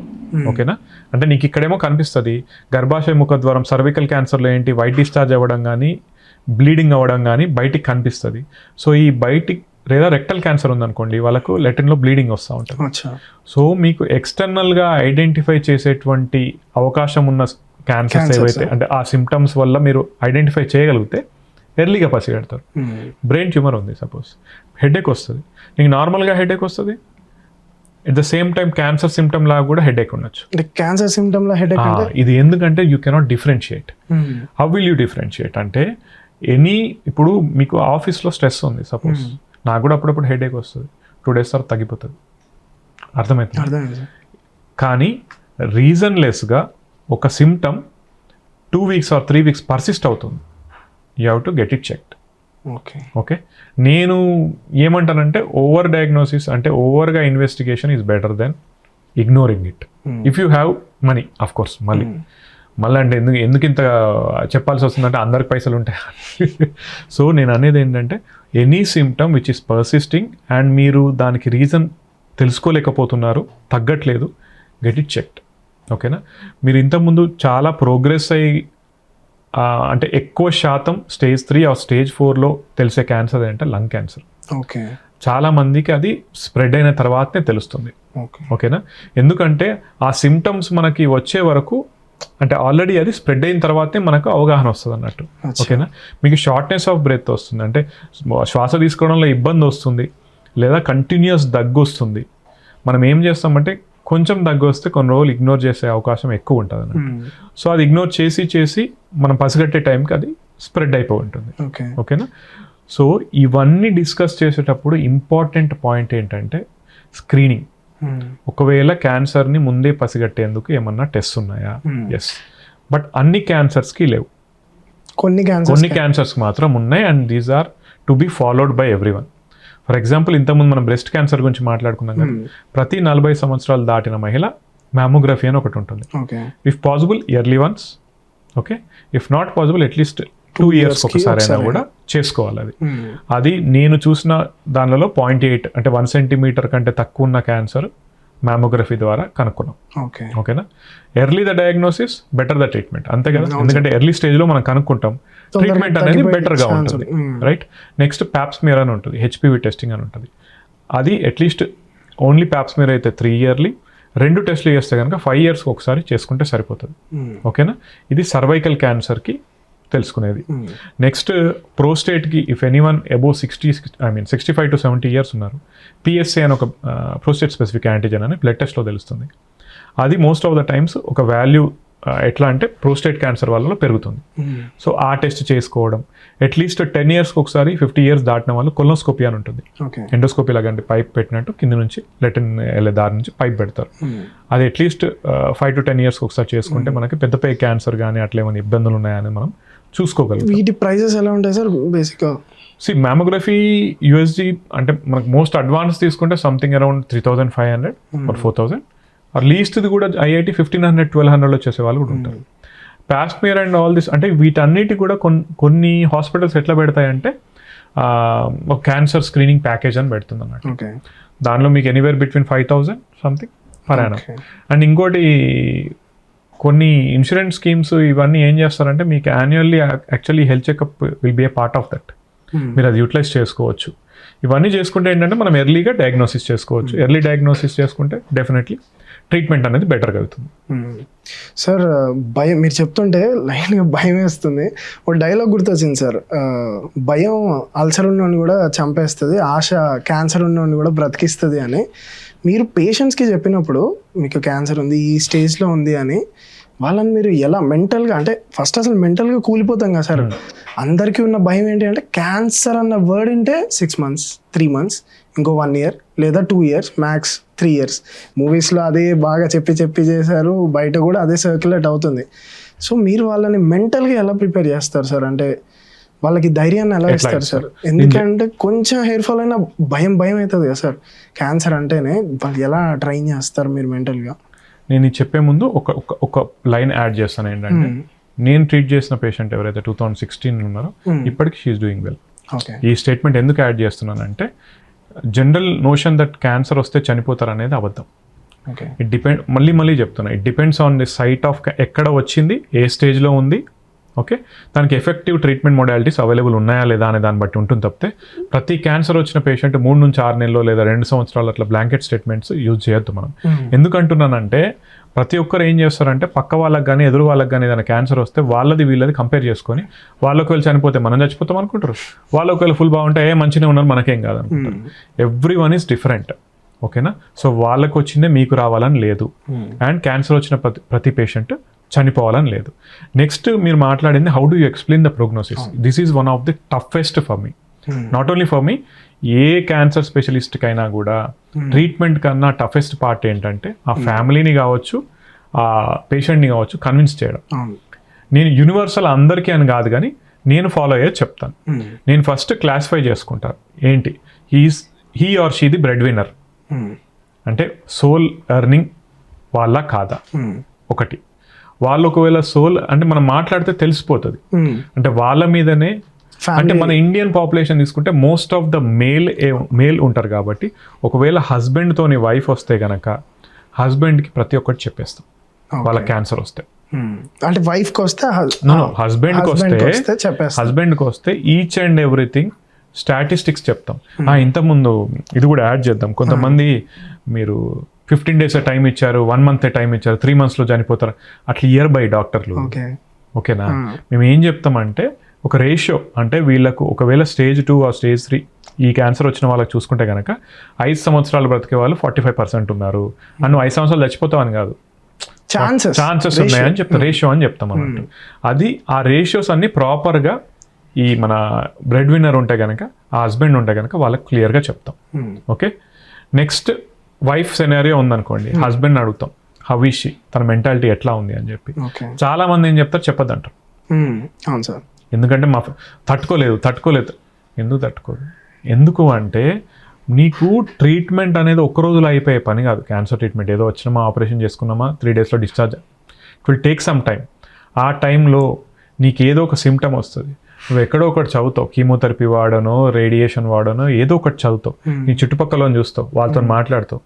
ఓకే, ఇక్కడ ఏమవుతుందంటే వాళ్ళు అనవసరంగా పక్క పేషెంట్స్ కనుక చెప్తే నా ఇంట్లో వాళ్ళు నాకు చెప్పలేదు, ఎందుకు అంటే నాకు హయ్యర్ స్టేజ్ ఉందేమో, నేను చనిపోయే అవకాశం ఎక్కువ ఉందేమో అనుకొని ఫీల్ అయ్యే వాళ్ళు ఉంటారు. సో నేను వాళ్ళకి ఏం చెప్తానంటే క్యాన్సర్ అని చెప్పండి అట్లీస్ట్. ఈ గడ్డ, ట్యూమరు, ఈ ఆల్టర్నేట్ పదాలు వద్దు. Cancer, point number 1. మీరు ఒప్పుకుంటేనేమో నేను వాళ్ళని కన్విన్స్ చేస్తాను, ఏమని మీకు ఇట్లా ఉందమ్మా, మీకు ఇంత బెటర్ ఛాన్సెస్ ఉంటాయని చెప్పి ఫైట్ చేయండి అని చెప్పి పాజిటివ్. లేదు అట్లా వద్దనుకుంటే కనుక వాళ్ళకి స్టేజ్ 3 ఉన్నా కూడా స్టేజ్ 1 ఉందని చెప్తాము, ఎర్లీగా ఉందమ్మా. సేమ్ అంతే. ఇంకంటే ఇక ఒక పేరెంట్స్ ఉన్నారనుకోండి, పేరెంట్స్ ఒకవేళ కొంతమంది ఏం చేస్తారంటే పిల్లలందరూ US లో ఉంటారు, ఓవర్ ఫోన్ మాట్లాడతారు, వాళ్ళకి మాత్రం పిల్లలకి మాత్రం చెప్పేస్తాం prognosis is not good, it's better మీరు వచ్చి ముందే వాళ్ళతో టైం స్పెండ్ చేస్తే బెటర్ అని చెప్పి. వీళ్ళకి ఏంటంటే పార్సల్గా చెప్పనట్టు చెప్తాం అన్నట్టు. So everything is individualised. వాళ్ళకి ఎట్లా చెప్పాలనే దాన్ని నేనైతే సేమ్ ఇట్లా కేటగరైజ్ చేసుకొని, అస్సలు చెప్పకుండా ట్రీట్మెంట్ చేసే వాళ్ళు ఎవరు ఉంటారు అంటే ఇంకా టర్మినల్లీ వాళ్ళు ఉంటారు. అంటే ఇంకా మనకు చూస్తేనే వాళ్ళ జనరల్ కండిషన్ బాగా డిటరేట్ అవుతుంది, వాళ్ళు ఇంకా బ్రతికే అవకాశం చాలా తక్కువ ఉంది అని అనుకుంటాం చూసారా. వాళ్ళకి ఏంటంటే మీరు చెప్పడం వల్ల చెప్పకపోవడం వల్ల వాళ్ళ లైఫ్లో పెద్ద డిఫరెన్స్ రాదు. సో ఇట్లా అనలేము యాక్చువల్లీ లీగల్గా చూస్తే, you have to say the patient అంటారు. కాకపోతే ఇట్స్ అ డైసీ సిచ్యువేషన్. ఏంటంటే వాళ్ళేమో వద్దంటారు ఫ్యామిలీ మెంబర్స్, సో వీళ్ళకేమో మనకు చెప్పాలని ఉంటుంది. సో సమ్వేర్ బిట్వీన్ చెప్పనట్టు, అదే సినిమాలో డైలాగ్ ఉంటుంది చూసినా, కనిపించినట్టు వినిపించినట్టు చెప్తాము, అర్థమైందా లేదా అనేది ఇంకా చూస్తాం అన్నట్టు సిచ్యువేషన్ బట్టి. కేసు చూసాను సార్, చిన్న బాబు క్యాన్సర్ వస్తుంది, సో తను అడుగుతాడు వాళ్ళ మమ్మీని, అందరూ నా ఫ్రెండ్స్ అందరూ స్కూల్కి వెళ్తుంటే నేను ఎందుకు హాస్పిటల్కి వెళ్తున్నా అనేసి అంటారు. సో అలాంటి చిన్న కిడ్స్కి మీరు ఎలా చెప్తారు సార్? వాళ్ళకి నాకు అంటే నేను ఇది ఇంతకుముందు ఫస్ట్లో కూడా అడిగాను కదా, అది మ్యారీడ్ అనగానే మంచి స్మైల్ ఇచ్చిన వాళ్ళే. ఇది ఎందుకు అంటున్నా అంటే, పిల్లలు పుట్టిన తర్వాత యువర్ పర్స్పెక్టివ్ విల్ చేంజ్. ఇక్కడ ఎందుకు అంటున్నానంటే, నాకు పిల్లలు పుట్టనంత వరకు counselling was very easy for me. Okay, ఇక పుట్టిన తర్వాత పిల్లలు వస్తే అసలు ఈ అమ్మ అసలు ఏం చెప్పాలి, వీళ్ళకి ప్రాబ్లమాటిక్ ఉంటుంది. అంటే మా దానిలో కూడా సెలెక్టివ్ ఉంటున్నట్టు. అంటే ఎట్లా అంటున్నా అంటే, ప్రతి పేషెంట్ మేమేం ఇష్టపడం, ద్వేషించమని కాదు. నా ఉద్దేశం ఏంటంటే, you don't get that connect, but there are few patients with whom you will be connected. Few patients అన్నాను కదా, adults, but with every kid you get connected, right? Kid చూడగానే ఆడుకోవాలనిపిస్తుంది, మాట్లాడాలనిపిస్తుంది. పిల్లలకి ఏం చెప్పాం, పేరెంట్స్కి అయితే చెప్తాం. పేరెంట్స్కి చెప్పేటప్పుడు అదొక మా టార్చర్ అనుకో. ఎందుకంటే మనము ఎమోషనల్గా ఆ డే మొత్తం డిస్టర్బ్ అవుతాం. నాకు 2 ఆడపిల్లలు, ఫీమేల్ కిడ్ వచ్చిందంటే ఆ రోజు మొత్తం ఇంకా మైండ్ అంతా డిస్టర్బ్ అయిపోతుంది. ఎందుకంటే ఇప్పుడు నాకు ఒక ఈవింగ్స్ ఆర్ సమ్ సార్కోమా పేషెంట్ ఉంది. She some 6 years or 7 years or something, ఇంకా యంగరే. ఆమె ఇక్కడ ఇంత గడ్డతోనే వస్తుంది. అది కొంచెం కీమో ఇచ్చిన తర్వాత కొద్దిగా రిగ్రెస్ అయింది. Then I started radiation. ఆమె కొంచెం మింగడంలో ఇబ్బంది వచ్చింది. అదేమో ఏడుస్తుంది, వాళ్ళ అమ్మ ఏడుస్తుంది పాపం. వాళ్ళ అమ్మ ఏడ్చేసరికి, ఆ పాప ఏడ్చేసరికి మనకి ఏడిపోతుంది. బట్ స్టిల్ అంటే కౌన్సిల్ చేయాల్సిన పరిస్థితులు అమ్మో ఘోరంగా ఉంటాయి. ముఖ్యంగా కిడ్స్. ఎలా ఉంటుంది సార్? మా మెంటల్ హెల్త్ కండిషన్ అంటే, మెంటల్ హెల్త్ కండిషన్ అందరూ ఏమంటారంటే, with time you get adjusted to these things అంటారు, కానీ ఇట్స్ టఫ్ మ్యాన్. ఇప్పుడు ఏంటంటే కొంతమందికి యూ గెట్ కనెక్టెడ్. అంటే ఇప్పుడు నాకు తెలిసిన 2-3 ఎవరైతే ఉన్నారో వాళ్ళకి వెల్ కనెక్ట్ అయిన తర్వాత ప్రతిసారి వాళ్ళు 3 monthsకి ఒకసారి మనము రిపోర్ట్స్, ఆ టెస్ట్ కోసం మా హారిబుల్ ఉంటుంది. అంటే రాసేటప్పుడు కూడా దేవుడా రావద్దు అని చెప్పి. ఎందుకంటే వెన్ యూ గెట్ కనెక్టెడ్, అది వాళ్ళకి తప్పిపోయి వచ్చిందనుకో, వాళ్ళకి ఎక్స్ప్లెయిన్ చేయాలి. ఫస్ట్ మనం బాధపడాలి, వాళ్ళకి ఎక్స్ప్లెయిన్ చేయాలి, ధైర్యంగా ఉండాలని చెప్పాలి. కొన్నిసార్లు ఏమవుతుందంటే, మనం ఎంత ధైర్యం చెప్పినా కూడా పేషెంట్ కన్విన్స్ అవుతారు, కానీ యూ నో ద ఫ్యాక్ట్. అర్థమవుతుంది అన్నది. పేషెంట్కి ధైర్యం చెప్తాం, అమ్మ ఏం కాదమ్మా, మీకు ఏం కాదు, మేము చూసుకుంటాం అది అని చెప్పి. నీకు లోపల తెలుసు ఖచ్చితంగా 1 yearలోనో 1.5 yearలోనో ఇది ప్రోగ్రెస్ అవుతుంది అని చెప్పి. సో ఎమోషనల్గా మాత్రం కష్టం. కొన్ని డేస్ ఇంకోటి డాక్టర్స్ని పెళ్లి చేసుకుంటారంటారు Vishnu. This is also one of the reason. ఎందుకంటే మేము అట్లీస్ట్ వాళ్ళు they will be able to understand that feeling. My wife deals with chronic diseases. My wife deals with extremely rare diseases. She is a pediatric immunologist and rheumatologist. తను కూడా ఏంటంటే rare diseases, చిన్నపిల్లలు. ఓకేనా? So తను వచ్చినప్పుడు ఒకరోజు తను బాధపడుతుంది, ఒకరోజు నేను బాధపడతాం, ఒకరోజు ఇద్దరం బాధపడతాం. So this is how life is. But it's tough. అంటే it will affect your mental health. Is it true అంటే ఎస్, డెఫినెట్లీ. కొద్దిగా అంటే ఇప్పుడు ముందు ఎట్లా ఉంటుందంటే, ఫస్ట్లో ఇప్పుడు మీరు అన్నారు చూసావా క్యాన్సర్ రాగానే అందరు చనిపోతారని, ఓకేనా? సో దట్ యూస్ టు అందరు చచ్చిపోతారా ఇది అని చెప్పి. కానీ with time what we understand is ఆ లాస్ట్ మూమెంట్లో ఉన్న వాళ్ళ లైఫ్ స్పాన్ని కొద్దిగా పెంచగలిగినా కూడా we are helping them in a way that ఆ లైఫ్ స్పాన్ అయినా మనం పెంచగలిగినాం, ఆ టైం లైన్ అయినా వాళ్ళు వాళ్ళ పిల్లలతోనే ఎవరితోనే హ్యాపీగా ఉన్నారు. సో అట్లా కొద్దిగా ఆలోచించి విల్ బి హ్యాపీ. బట్ ఆ టర్మినల్ ఇల్ తర్వాత ఎప్పుడైతే ఇంకేం చేయలేమో అన్న ఆస్పెక్ట్ కావచ్చు, లేదా పిల్లలు అన్నారు కదా, ప్రతి పిల్లల్ని చూసినప్పుడు మా క్వశ్చన్ ఒకటే వస్తుంది. నా రూమ్లో శివుని ఫోటో పెట్టుంటుంది అన్నట్టు. అబ్బా దేవుడా, ఎందుకు దేవుడా, why God why, we'll also think the same way. కాకపోతే అన్ని వాళ్ళకి ఎక్స్ప్రెస్ చేయలేకపోవచ్చు, ఎందుకంటే వాళ్ళు మన దగ్గరకు వచ్చేది ట్రీట్మెంట్కి. సెకండ్ థింగ్ ఏంటంటే సపోర్ట్, మోరల్ సపోర్ట్కి. అది చాలా ఇంపార్టెంట్. ధైర్యం చెప్పే నువ్వే అధైర్యంగా కనిపిస్తే కుదరదు అక్కడ. అట్లని చెప్పి ఎప్పుడూ స్ట్రాంగ్ ఉండడం కూడా కుదరదు. కొన్నిసార్లు మాత్రం ఇబ్బంది పడతాం, కొన్నిసార్లు మరీ ఏడుస్తామా అంటే కొన్నిసార్లు అవుతుందిలే, కాకపోతే బయటికి మాత్రం స్ట్రాంగ్గా ఉండాలి కాబట్టి ఇట్ హ్యాపెన్స్. క్యాన్సర్ సర్వైవల్ రేట్లో ఇండియా 60th పొజిషన్లో ఉంది సార్. ఎలాంటి ఇన్ఫ్రాస్ట్రక్చర్ బిల్డ్ చేస్తే మనం దాన్ని ఇంకొంచెం బెటర్గా చేయొచ్చు, పేషెంట్స్ని ఇంకా బెటర్గా ట్రీట్ చేయొచ్చు? పేషెంట్ని బెటర్గా ట్రీట్ చేయొచ్చు అంటే యాక్సెసిబిలిటీ టు హెల్త్ అనేది this is a long discussion actually. దీని మీద ఒక్కదాని మీద మనం పాడ్కాస్ట్ చేయొచ్చు. హెల్త్ బడ్జెట్స్ ఇప్పుడు మాట్లాడుకుంటే కనుక ఎంత ఉందో చూస్తే I think 1.5% lesser than that is the health budget. నువ్వు ఇంతమంది జనాలకి ఎట్లా యాక్సెస్ చేస్తావు? దీన్ని ఒక ఎగ్జాంపుల్గా చెప్పాను నేను. రేడియేషన్లో there will be different techniques of radiation. Okay, ఆ techniques will define your side effects. ఓకేనా? సైడ్ ఎఫెక్ట్ మోస్ట్ అడ్వాన్స్ టెక్నిక్స్కి సైడ్ ఎఫెక్ట్స్ వచ్చే అవకాశాలు 0 కాదు, తక్కువగా ఉంటాయి. ఓకేనా? నువ్వు 5 పేషెంట్లు ఉన్నారు, ఒక డాక్టర్ ఉన్నాడు, ఒక టెక్నీషియన్ ఉన్నారు, ఓకే, ఒక ఫిజిసిస్ట్ ఉన్నారు అనుకుందాం. వాళ్ళ 5 నువ్వు ఫ్రీ కూడా మంచిగా చేయొచ్చు. 500 మంది ఉన్నారు పేషెంట్స్, ఒక 4-5 డాక్టర్లు ఉన్నారు, ఫిజిసిస్టులు తక్కువ మంది ఉన్నారు, రైట్? మిగతా సపోర్ట్ స్టాఫ్ అంతా తక్కువ ఉంది, పేషెంట్స్ అంతే ఉన్నారు, మెషిన్లు అన్నీ ఉన్నాయి. What you have to do? మీరు అక్కడ మీరు ఏ ఫ్యాక్టర్ మీద వర్క్ చేస్తారు? టైం ఫ్యాక్టర్ మీద. సో అడ్వాన్స్ టెక్నిక్స్కి టైం ఎక్కువ అవుతుంది, అర్థమైందా? మ్యాన్ పవర్ ఎక్కువ అవుతుంది. అప్పుడు మీరు ఏం చేయాల్సి వస్తుంది? మనుషుల్ని you will divide it, you know. దీనికి I don't know, I will get backlash or something. Government సెటప్స్లో ఎట్లుంటుందంటే తప్పు అని కాదు, బికాస్ ఆ సిచ్యువేషన్లో మీరు ఏం చేయలేరు. ఓకే, ఎక్కువ జనం ఉన్నప్పుడు ప్రోగ్నోసిస్ బట్టి, అంటే వాళ్ళు స్టేజింగ్ బట్టి కావచ్చు, వాళ్ళ హిస్టోపెథాలజీ బట్టి కావచ్చు, వాళ్ళ ఏజ్ గ్రూప్ బట్టి కావచ్చు, మనము ఆర్బిటరీగా డివైడ్ చేస్తాం. మనం ఎట్లా చేస్తామంటే యంగర్ ఏజ్ గ్రూప్ ఉంది, ఓకే, అడ్వాన్స్ టెక్నిక్ వాడతాం. ఓల్డర్ ఏజ్ గ్రూప్ ఉంది, వాళ్ళకి సేమ్ స్టేజ్ తీసుకుంటే.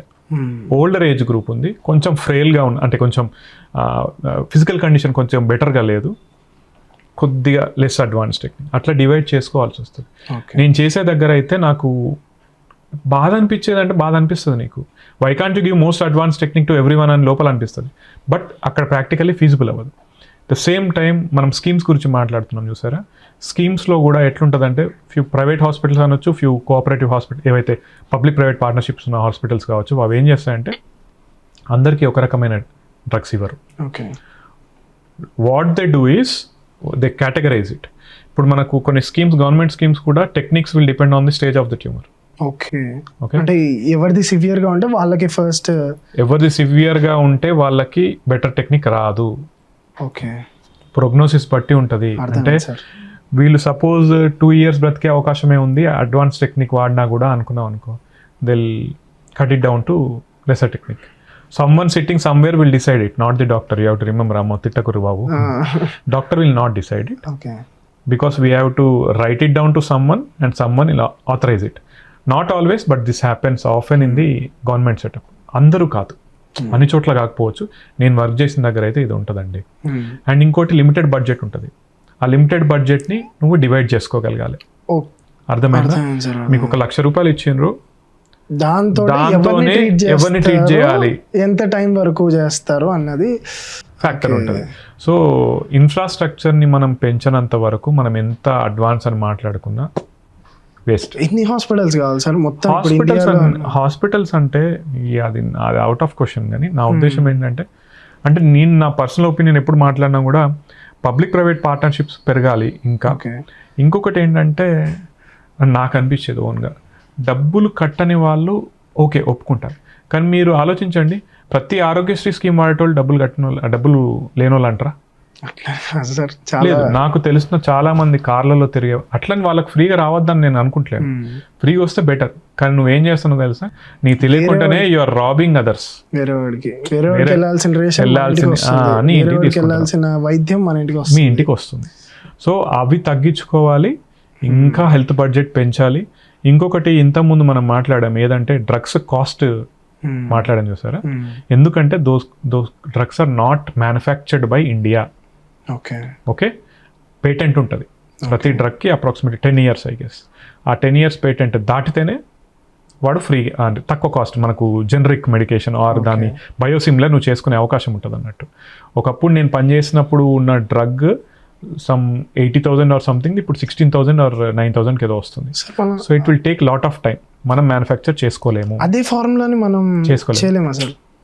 చేయలేమంటే రూల్స్ అట్లా ఉంటాయి అన్నట్టు. ఓకే, ఆ రూల్స్ అట్లా ఉన్నప్పుడు మనం ఏం చేయాలి, మనం ట్రయల్స్ని ప్రమోట్ చేయాలి, ఓకే, మన సైంటిస్టులను ప్రమోట్ చేయాలి, ఎవరైనా ట్రయల్స్ కోసం బడ్జెట్ ఇవ్వాలి.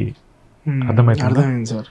మనము మరి కాంట్రవర్షియల్ అయితే నేను మాట్లాడలేను, కానీ మరి ఫేక్ వాళ్ళు కూడా వస్తారు. అట్లని కాదు. ఇప్పుడు ఏమవుతుందంటే మనం ఇంకొకటి చూసారా, లాంగ్ బ్యాక్ ఇప్పుడు మనము ఇంతకుముందు స్క్రీనింగ్ అని మాట్లాడినప్పుడు క్యాన్సర్ ప్రివెన్షన్ కోసం హ్యూమన్ ప్యాపిలోమా వైరస్ వ్యాక్సిన్ అని వాడతారు అన్నమాట. ప్రతి 9 నుంచి 15 సంవత్సరాల ఉన్న ఆడపిల్లలు కావచ్చు, మగవాళ్ళు కావచ్చు, they should take it to prevent approximately 5 types of cancers. 80 to 85% efficacy ఉంటుంది. ఇన్ డీటెయిల్ పోను దాని గురించి. అది ఫస్ట్ మన దగ్గర పాపులేషన్ మొత్తం స్టడీస్ చేద్దాం అనుకున్నప్పుడు తమిళనాడులో, I don't remember this place, అక్కడ ఇచ్చినప్పుడు some girl died because of viral illness. Okay, some other viral illness. కానీ ఆ టైంలో వాళ్ళకి వ్యాక్సిన్ ఇచ్చారు. అపోజిషన్ ఏం చేసింది, దీని వల్లనే చచ్చిపోయింది అని చెప్పి లేపేసరికి అది ఆపేశారు. ఓకే, సో ఇట్లనే ఇదే భయంతో ఇక్కడ ఉన్న వాళ్ళు ఎంతమంది ట్రయల్స్లో పార్టిసిపేట్ చేస్తారు? చేయరు. నువ్వు ట్రయల్లో పార్టిసిపేట్ చేయవు, పాయింట్ నెంబర్ 1. ఎవరైనా చేస్తుంటే ఆపేందుకు ఇష్టపడతావు, సపోర్ట్ చేయరు, డబ్బులు ఇవ్వవు. మరి వైద్యం ఎందుకు కాస్ట్లీ అంటే ఉంటుంది. ఎగ్జిస్టింగ్ కాస్ట్ని నేను సపోర్ట్ చేయట్లేదు, నా ఉద్దేశం అది కాదు. కట్ డౌన్ చేసేందుకు వేరియస్ మెథడ్స్లో ఇది కూడా ఉంది అని చెప్తున్నాను. ఎప్పుడైతే మనం ఇటువంటి వాటిని సపోర్ట్ చేయగలుగుతామో, ఓకేనా, అప్పుడే we can bring down the cost. Chances ఉన్నాయి, అట్లీస్ట్ ఛాన్సెస్ పెరగాలి అని కోరుకోవాలి కూడా. అంతే, కోరుకుంటాం. మోస్ట్ డేంజరస్ క్యాన్సర్, ఇన్ని types of 200-300 types of cancers ఉన్నాయి. మోస్ట్ డేంజరస్, అది వస్తే ఇంకా ట్రీట్ చేయడం కష్టం అన్నావు. లైఫ్ స్పాన్ ప్రకారం తీసుకుంటే కొన్ని పేర్లు చెప్తాను, మళ్ళీ భయపెట్టించినట్టు అని కాదు, కానీ బ్రెయిన్లో grade 4 గ్లయోమా అని ఉంటుంది. grade 4 గ్లయోమాలో GBM అని ఉంటుంది, గ్లయోబ్లాస్టోమా మల్టిఫార్మ్. నువ్వు ఏది చెయ్యి 2.5 years will be the maximum life.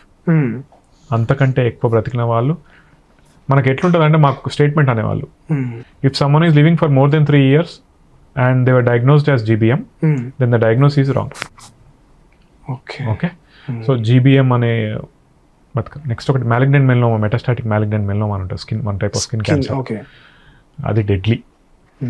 Lung cancer stage 4 without any targetable mutation. అంటే ఇంతకుముందు టార్గెటెడ్ థెరపీ డ్రగ్స్ వాడతారని చెప్పాను చూసారా, అట్లా కాని పక్షంలో టార్గెట్స్ లేవనుకోండి కష్టం. ఎందుకంటే chemotherapy will not be able to suppress it for a longer time. Okay, so చనిపోయే అవకాశం ఉంటుంది. ఈ 3 మాట్లాడదాం. స్మోకింగ్ వల్ల, డ్రింకింగ్ వల్ల ఏ క్యాన్సర్స్ మనకి ఎఫెక్ట్ అయ్యే ఛాన్సెస్ ఉన్నాయి సార్? అన్ని క్యాన్సర్స్కి smoking and alcohol is risk factor. Blanket స్టేట్మెంట్గా వాడదాం అనుకుంటే కనుక, ఫర్ ఎగ్జాంపుల్ స్మోకింగ్ అంటే any oral cavity malignancy, oesophageal malignancy, gastric malignancy కావచ్చు, బ్లాడర్ క్యాన్సర్ కావచ్చు, సర్వైకల్ క్యాన్సర్ కావచ్చు, వీటన్నిట్లలో కూడా risk factor smoking. Alcohol also almost same with addition of liver cancer కావచ్చు. ఇవన్నీ అన్నిట్లలో కూడా ఇవన్నీ రిస్క్ ఫ్యాక్టర్స్. మీరు గమనించాల్సింది ఏంటంటే, రిస్క్ ఫ్యాక్టర్ అండ్ ఇప్పుడు క్యాన్సర్ అనేది ఎప్పుడైనా multifactorial, you have to remember that. చాలా ఫ్యాక్టర్స్ దగ్గరకు వచ్చి ఒక కణాన్ని మార్పు చెందేందుకు ప్రోత్సహిస్తాయి అనుకోవాలి. అప్పుడు it will form a cancerous cell. అర్థమవుతుందా? సో ఇట్లా చాలా ఫ్యాక్టర్స్ ఉన్న వాటిలో these are the additional risk factors. When you compare it to someone who is not having those habits, ఓకేనా, వీళ్ళలో వచ్చే అవకాశాలు ఎక్కువ. Okay. So almost risk factor పెరుగుద్ది చాలా. I don't remember exactly, but approximately 80 to 85% of the lung cancer patients are smokers. Okay. దీని అట్లా కదా, 80 to 85% of smokers will get lung cancer కాదు. 80 నుంచి 80 క్యాన్సర్ వచ్చిన ప్రతి ఒక్కళ్ళకి స్మోకింగ్ హ్యాబిట్ ఉంది. 85% లో ఉంటుంది డెఫినెట్లీ. మనం చుట్టుపక్కల మిగతా 15% రానోళ్ళు మన పక్క నుండి వీడు ఎప్పటి నుంచో తాగుతాడు, సారీ ఎప్పటి నుంచో తాగుడు, అయినా వీనికి క్యాన్సర్ వచ్చిందని మనం పట్టుకున్నాం. మళ్ళీ ఎగ్జాంపుల్స్ ఇస్తారు, లివర్ చెడిపోతుంది అంటే మనం కోడి లివర్ తింటే లివర్ బాగుంటది, డీటాక్స్ అయితే బాగుంటది అంటారు. కానీ అవన్నీ మన లివర్ దాని లివర్ రెండు పోతాయి. రెండు పోతాయి. మందాగి దాని లివర్ తిన్నంత మాత్రాన మన లివర్ పెరగదు. ఈ మధ్యన కొన్ని చూసాను సార్, సిగరెట్స్ లో ఆర్గానిక్ సిగరెట్స్ అని, అండ్ లిక్కర్ లో కూడా బయో లిక్కర్ అని చెప్పేసి, బయో లిక్కర్ అని వచ్చాయి సార్. నేను ఆ ఈవెంట్కి వెళ్ళి షూట్ కూడా చేసాము. సో అలాంటివి వస్తున్నాయి. అవి నిజంగా సేఫా, లేకపోతే ఈ ఆర్గానిక్ స్మోకీస్ లో ఏముంటాయి అంటే రోజ్ పెటల్స్, వామ్ అండ్ ఇవి డ్రై చేసి ప్లెసిబో ఎఫెక్ట్ లా ఉంటుంది సార్, అంటే స్మోక్ చేసినట్టే ఫీల్ అవుతాం. మీకు నికోటిన్ అనేది ఉంటుందా ఉండదా అందులో? Nicotine and other tobacco products ఉంటాయా ఉండయా? నాకు తెలిసి any cigarette, any kind of cigarette will have it. I haven't heard about organic cigarette ఒకటి. రెండోది ఏంటంటే ఈ నికోటిన్ అనేది ఏంటంటే మీకు ఆ కిక్ ఇస్తుంది అంటారు చూసిందా, addiction potential actually nicotine something. It is lesser carcinogenic potential లైట్గా ఉందని కొన్ని స్టడీస్ చెప్తే అసలు లేనే లేవు. It is more related to the your mental kick or whatever it is. మిగతా సబ్స్టెన్సెస్ అన్ని ఏవైతే ఉంటాయో అవన్నీ క్యాన్సర్ కాజ్ చేస్తాయని ఉంటారు. ఇప్పుడు జై నిన్ను చిన్న కత్తి పట్టి కూడా అన్నా, పెద్ద కత్తి పట్టి కూడా అన్నా, ఏది పొడిచినా చేస్తారు. అదే నేను అనేది. గుడ్ లిక్కర్, బ్యాడ్ లిక్కర్ అనేది ఉండదు. Good amount of liquor, bad amount of liquor అనేది ఉండదు. 1 time స్మోకింగ్ కి ఏం కాదు, 2 times స్మోకింగ్ ఏం కాదు, అట్లా ఏం ఉండదు. అబ్బా, vaping is also risk factor for cancer. So vaping బెటరా లేకపోతే స్మోకింగ్? నేను అదే చెప్పాను కదా, ఏది చిన్న కత్తి పెద్ద కత్తి, ఇందులో ఏది చిన్న కత్తి ఏది పెద్ద కత్తి? టు అండర్స్టాండ్ వన్ థింగ్, ఇంత ముందు మనము మాట్లాడుకున్నప్పుడు స్మోకర్స్ ప్రతి ఒక్కరికి క్యాన్సర్ రాకపోవచ్చు. ఒక సిగరెట్ తాగిండు అనుకుందాం, ఇంకోడు 10 cigarettes తాగిండు అనుకుందాం. ఒక సిగరెట్ తాగినోనికి ఫస్ట్ క్యాన్సర్ రావచ్చు. రైట్? ఇదంటే ఎందుకు చెప్తున్నా అంటే క్యాన్సర్ వచ్చే అవకాశం అనేది నీ బాడీ యొక్క టైప్ బట్టి, you can call it immune, or అంటే నీ ఎంతవరకు నువ్వు దాన్ని ఫైట్ చేయగలుగుతావు అనే దాన్ని బట్టి ఉంటుంది. ఇప్పుడు వేపింగ్ చేసేటోడున్నాడు, స్మోకింగ్ చేసేటోడున్నాడు, నువ్వు అక్కడ కూడా కంపేర్ చేసుకోవచ్చు. Even if you are vaping but your body has a tendency to form a cancer, you will get cancer earlier than the person who is a cigarette smoker. How to understand it. Vaping is bad. మీరు మనం ఇట్లా థియరిటికల్గా దానికన్నా ఇది better అనుకుంటే కాదు, దానికన్నా ఇది better నీకు కాకపోవచ్చు. అర్థమవుతుందని అన్నది. So everything is bad. ఈ క్వశ్చన్ ఎందుకు అడుగుతున్నా అంటే సార్, యూత్ దగ్గర ఎన్నో ఫిలాసఫీస్ ఉన్నాయి సార్. స్మోకింగ్ మంచిది కాదు, వేప్ ఈస్ గుడ్ అని చెప్పేసి వాళ్ళే మైండ్లో అనుకొని షిఫ్ట్ అయిపోతున్నారు అనమాట. వేపింగ్ ఇప్పుడు మంచి హైఫై కల్చర్లో వచ్చేసింది. హే గివ్ మీ వేప్ అలా అని చెప్పేసి వచ్చేసింది. సో వాళ్ళని కన్విన్స్ చేయడానికి ఈ కాంటెంట్ రీల్ రూపంగా వెళ్తే ఓకే, రెండు చిన్న కత్తి పెద్ద కత్తి ఏదైనా కత్తే అని వాళ్ళు ఫిక్స్ అవుతారని. ఇది నేను కూడా చూసిన యాక్చువల్లీ వేపింగ్ ఈస్. కానీ నాకు ఇంకా అర్థం కాదు ఏంటంటే హౌ ఈజ్ ఇట్ కూల్ అనేది నాకు తెలీదు. అంటే ఐ స్మోక్ ట్వైస్ ఇప్పటి వరకు లైఫ్ మొత్తంలో. అది కూడా ఏంటి, మిగతా వాళ్ళ ఫ్రెండ్స్ పక్కన ఉన్నప్పుడు తాగినప్పుడు అది తాగురా బాగుంటుంది అని చెప్తే తీసి వన్స్ ఐ స్మోక్డ్. నెక్స్ట్ అదే వీక్లోనో నెక్స్ట్ వీక్లో ఐ స్మోక్డ్. దెన్ అది ఇప్పుడు కాదు, MBBS టైంలో. Okay, 2007 or something. ఆ తర్వాత ఐ నెవర్ స్మోక్డ్. ఓకేనా? ఇది ఎందుకు చెప్తున్నానంటే it depends on you brother. నువ్వు అది తాగుతూనే నేను కూల్గా ఉంటా అనుకుంటే అది ఇంకా నీ కర్మ. అర్థమైంది. అండ్ సార్ మనం ఎంత ఫైట్ చేయాలనుకున్నా సిగరెట్కి అగెనెస్ట్గా అది డోపమైన్ హిట్ చేస్తుంది, దానికి ఎడిక్షన్ అయిపోతాం సార్. మనకి ఏదైనా వర్క్ చేయాలి అంటే మనకు డోపమైన్ హిట్ కావాలి బేసికల్లీ. అది హిట్ అయితేనే ఆ పని ముందుకెళ్తుంది. ఈవెన్ ఇప్పుడు ఒకడు వాష్రూమ్కి వెళ్ళాలన్నా సరే వాడికి ఇక్కడ కదలాలి, స్మోక్ చేయాలి, దెన్ వాడి అమ్మాయ రే స్మోక్ లేనిదే వాష్రూమ్కి కూడా వెళ్ళలేకపోతున్నా. సో వాడు మాత్రం మెంటల్గా ఫైట్ చేయలేని సిచ్యువేషన్. కెమికల్ డ్రగ్స్ కానీ గాంజా కానీ ఇవన్నీ కూడా సార్, అందులో ఉన్న కెమికల్ హిట్ ఫ్యాక్టర్ని ఏదైతే మన డోపమైన్ ట్రిగర్ చేస్తుందో దాని లెవెల్స్ పెంచేస్తున్నారు. ఆల్కహాల్లో కానివ్వండి, వేప్లో కానివ్వండి, ఇక్కడ కెమికల్ రియాక్షన్ జరగాలి, హ్యాపీ హార్మోన్స్ రిలీజ్ అవ్వాలి. అయ్యేటట్టు ఆ కార్పొరేట్ కంపెనీస్ అన్ని ప్రోడక్ట్స్ని తయారు చేస్తున్నాయి. వీడు మాత్రం దానికి ఎగనెస్ట్ ఎలా వెళ్ళగలుగుతాడు? అంటే నేను ఇప్పుడు రెండు చెప్తాను. ఒకటి ఏంటంటే, నాకు అంటే మా మావయ్య ఉన్నారు, మా అత్తమ్మ అన్నారంట, నువ్వు బంద్ చేస్తావా బంద్ చేయవని, అంతే. ఇంకెప్పుడు ఏమనని మా అత్తమ్మ, బంద్ చేస్తావా బంద్ చేయ అంటే. It's been like 28 years or something. He never smoked that. Okay, నా దగ్గరకు వచ్చే పేషెంట్స్లో ఐ కెన్ సే 80% క్యాన్సర్ వచ్చింది అని తెలిసిన తర్వాత మానేసే వాళ్ళు ఉంటారు. 80%. నేనే ఉండాలంటే నా ఉద్దేశం ఏంటంటే, నీకు అది మానేయడం వల్ల వచ్చే betterment will be more than this dopamine kick అని నువ్వు ఎప్పుడు బిలీవ్ చేస్తావో, ఎప్పుడు రియలైజ్ అవుతావో, అంతకు మించి ఇంకా మానేయడానికి ఇంకా కుదరదు. ఇప్పుడు చాలామంది మనకి ఇన్స్టాగ్రామ్లో రీల్స్ వస్తుంటాయి, Day 1 of quitting my smoke. వాళ్ళందరూ ఎందుకు అట్లా చేస్తారంటే, మీరు డోపమిన్ కిక్ అన్నారు చూసారా, ఆ లైక్స్ షేర్స్ చేయబట్టి వాళ్ళకి ఒక రకమైన కిక్ వస్తుంది అన్నట్టు. అట్లా చాలా మంది వదిలేసిన వాళ్ళు ఉన్నారు, అంటే Day 1 of quitting. కానీ తర్వాత తెలిసింది ఏంటంటే, వాళ్ళు అది కంటిన్యూ చేస్తున్నారు, ఇది కూడా కంటిన్యూ చేస్తున్నారు. ఏదో ఇన్స్టాగ్రామ్ పరంగా Day 1 Day 2 అని పెట్టి చేసేవాళ్ళు. రీల్ అప్లోడ్ అవ్వగానే వెళ్ళి 2-3 సిగరెట్లు కానిచ్చు. So that's what I'm saying, you have to healthy kick ఏదైనా వేరే తీసుకుంటే బెటర్ అనేది నా ఉద్దేశం. What gives you kick? నాకు work sir, work. So that's what I'm saying, if you are మీ మైండ్ని వేరే దాని సైడ్ తీసుకుంటే కలిగితే, నాకు ఒకటి ఏంటంటే వర్క్, రెండోది ఏంటంటే నా బిజినెస్, అది ఎట్లా ఏది చేస్తున్నాం అది ఇది అని చెప్పి, మూడోది ఏంటంటే మనీ. ఆబ్వియస్లీ దేని నుంచి ఎంత మనీ వస్తుంది, అవి నా కిక్స్. నేను డిఫైన్ చేసుకున్నాను. మిగతావి చేయడం వల్ల నాకు లాస్ ఎక్కువ ఉంది అని చెప్పి నేను రియలైజ్ అయినా కాబట్టి ఐఎమ్ డూయింగ్ దోస్ థింగ్స్. నీకేం కావాలి ఇక నువ్వు డిసైడ్ చేసుకోవాలి, అంతే. ఇంకొకరు వచ్చి చెప్పినంత మాత్రాన నువ్వు కొన్ని రోజులు మానేస్తావు. యాక్చువల్లీ ఇంకోళ్ళు వచ్చి చెప్పినంత మాత్రం నువ్వు మానేయకపోయి, నువ్వు డిసైడ్ అయితేనే నువ్వు మానేస్తావు. నేను ఇది చాలా కష్టము అంటే, స్మోకింగ్ నేను అనేది ఏంటంటే, ఆ స్మోకింగ్ అనేది కావచ్చు, వేపింగ్ అనేది కావచ్చు, హ్యాబిట్ అవ్వక ముందే వదిలేస్తే, రూపంలో ఉన్నప్పుడే కట్ చేస్తే బెటర్. నువ్వు ఒక్కసారి హ్యాబిట్ అయిపోయిన తర్వాత దాన్ని చేసేయడం కష్టం. కానీ కొంతమంది నాకు అర్థం కాదు, నువ్వు స్ట్రెస్ ఎక్కువ ఉంది అని తాగుతున్నారా భయ్ అంటావు, మరి తర్వాత క్యాన్సర్ వస్తే అదే ఎక్కువ స్ట్రెస్గా నీకు, ఎక్కువ స్ట్రెస్ కదా, it will affect your life. So అది ఆలోచన చేస్తే ఇంకా బెటర్, అంతే. కాకపోతే as such tips and tricks అని చెప్పమంటే మాత్రం నాకు నేనేం లేదు, అసలు వద్దు సార్. మీరు చెప్పిన ఆ పాయింట్ సరిపోతుంది, అది మొహాన కొట్టినట్టు అయితే అంతే. ఇప్పుడు నీకు ఇప్పుడు స్ట్రెస్ వస్తుందని అయితే మరి రేపు సంగతి ఏంటి?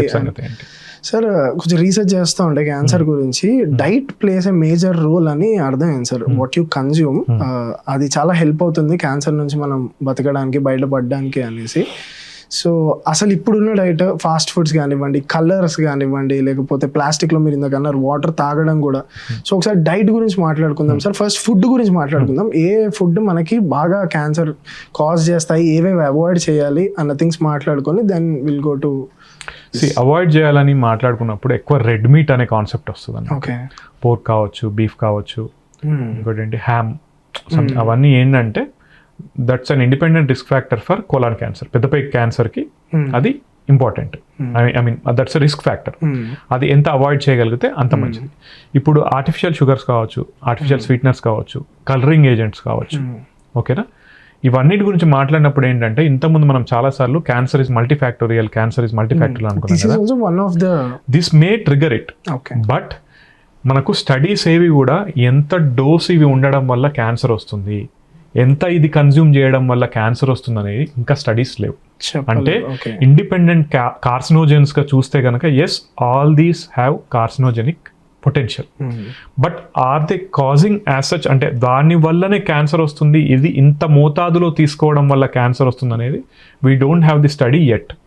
మీరు ఎంత అవాయిడ్ చేయగలిగితే అంత అవాయిడ్ చేస్తే మంచిది. నేను ఫాస్ట్ ఫుడ్స్కి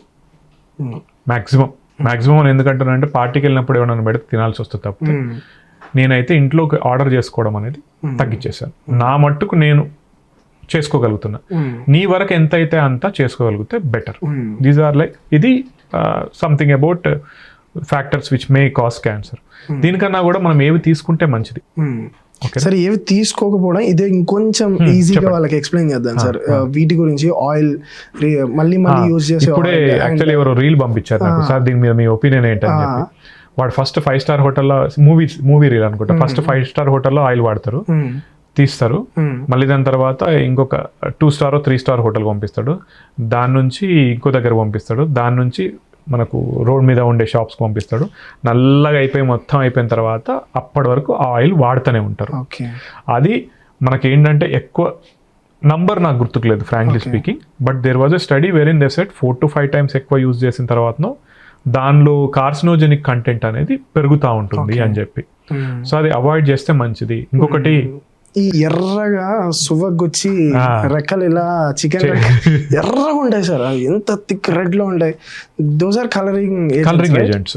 సో ఇంకొకటి ఏంటంటే cost may not always define quality, but most of the times అది డిఫైన్ అంటే ఏమంటున్నానంటే ఎక్కువ కాస్ట్ పెడితే క్వాలిటీ ప్రోడక్ట్ ఖచ్చితంగా వస్తుందని లేదు, కానీ పర్సంటేజ్ చూసుకుంటే తక్కువ కాస్ట్కి ఎక్కువ కాస్ట్ పెట్టినప్పుడు కొద్దిగా క్వాలిటీ మెటీరియల్ రావచ్చు.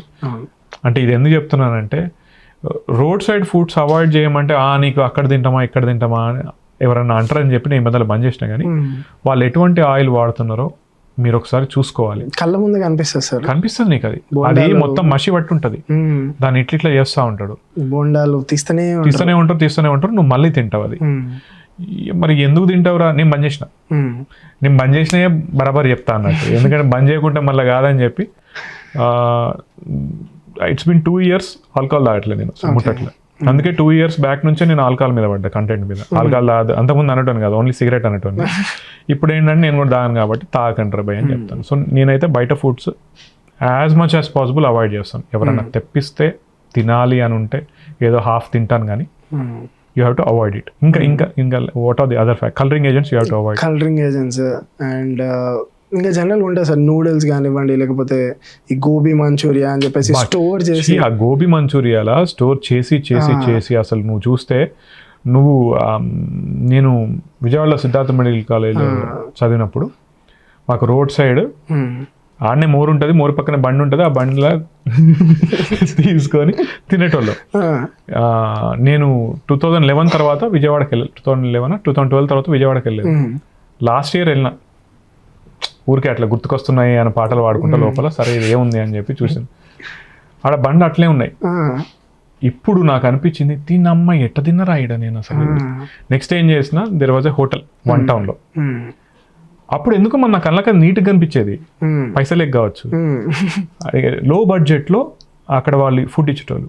సరే అక్కడే తింటా నేను, నా జ్ఞాపకాలను నెమరేసుకుంటా అని చెప్పి అడిగి పోయినా. లోపలికి పోయి బయటకు వచ్చేసిన, అదేనా సినిమా డైలాగ్ ఉంటా, ఒక్క మాటతో లేచి జేబులో చేతి పెట్టుకుని వచ్చేసినట్టు అక్కడ పోయి కామ్గా బయటకు వచ్చేసిన. సో నేను అనేది ఏంటంటే మీరు ఇప్పుడు తినే ఫుడ్ ప్రొడక్ట్స్ కావచ్చు, ఏమైనా కావచ్చు, ఫ్యూచర్ లో మీకు 30 క్రాస్ అయిన వాళ్ళు ఎవరు ఉన్నారా? లేరు కదా, చాలా యంగ్ కదా. 30 క్రాస్ అయిన తర్వాత ఉంటుంది చూడు మీకు జీవితంలో. లేదు అట్లంటే 30 తర్వాత, after 30 your body will say, అంటే నేను ముందు ఇంత బిర్యానీ కావచ్చు ఇది, నీ బాడీ ఆటోమేటిక్గా చెప్తా ఉంటుంది, అరే ఆప్రా సాలిగా మస్త్ అని చెప్పి. నువ్వు ఒకవేళ ఆ హ్యాబిట్స్ అన్ని ముందే చేసుకోగలిగితే it will be better for you. కొన్ని ఫుడ్ ఐటమ్స్ డిస్కస్ చేసుకుందాం సార్. బేసిక్ గా రోడ్ మీద నడుస్తూ ఉంటే ఫాస్ట్ ఫుడ్ ఇది మాట్లాడాము, కలరింగ్ ఏజెంట్స్ ఒకటి, గోబీ మంచూరియాస్ ఒకటి, అండ్ ఈ ఫ్రైడ్ రైస్ ఇవి అవాయిడ్ చేసేద్దాం. ఐస్ క్రీమ్స్ గురించి ఒక మంచి టాపిక్. ఐస్ క్రీమ్స్ అనే రాస్తున్నారు ఈ మధ్యలో, చూసా ఎప్పుడన్నా? ఐస్ క్రీమ్ అని రాయట్లేదు సార్. ఏమని రాస్తున్నారు? ఐస్ క్రీమ్ అని అయితే రాయట్లేదు. ఎందుకు రాయట్లేదు? ఏమో సార్, ఐడియా లేదు, మీరే చెప్పాలి. ఫ్రోజన్ డెజర్ట్ అని రాస్తున్నారు. యాక్చువల్ అంటే ఐస్ క్రీమ్ అంటే ఓన్లీ మిల్క్ యూజ్ చేసి, మిల్క్ మైనర్ కాన్స్టిట్యూయెంట్ గా మన ఆయిల్ అంటారా దాని, సాచురేటెడ్ ఫ్యాట్స్ అవి ఎక్కువ కాన్స్టిట్యూయెంట్ గా ఉంటాయి. మీరు ఎప్పుడు చూసినా కూడా బ్రాండ్ నేమ్ తీసుకోవచ్చో లేదో నాకు తెలియదు, కానీ Arun ice creams is good. అంటే మళ్ళీ ప్రమోషన్ అయితే నాకు తెలియదు. అంటే అక్కడ నాకు గుర్తున్నంత వరకు అయితే Arun ice creams was very good, naturals was very good, because వాళ్ళు వాడే దానిలో న్యాచురల్ కాన్స్టిట్యూయెంట్స్ ఎక్కువగా ఉంటాయి మిగతా వాటితో కంపేర్ చేసుకుంటే కనుక. ఈ నాకు ఇష్టమైన దానిలో తీసి చూస్తే అసలు చాక్లెట్ ఉంది, యమ్మీ ఉంది, మొత్తం పైన చాక్లెట్ లోపల అలా మొత్తం గలీజ్. That is very bad. So ice creams మీరు ఐస్ క్రీమ్ లాగా తినాలి. ఇంకొకటి ఈ మధ్యలో ఫేమస్, దాని పేరు ఎందుకులే కానీ అందరు పడి పెద్ద పెద్ద షోరూమ్లు ఉంటాయి చూసినావా, అందులో ఇట్లా కొట్టి చేసి నీకు అవును సార్ ఇలా చేసి అసలు తింటే నీకు షుగర్ హిట్ ఎట్లా తాకుతా చూసినా ఎప్పుడైనా అసలు సమ్మని అసలు అవన్నీ కూడా మనం తినేటి మన బ్యాడ్ హెల్త్ ని మనం ఎక్కువ డబ్బులు పెట్టి కొనుక్కొని ప్రశాంతంగా కూర్చొని ఏసీలో తింటున్నాం అంతే.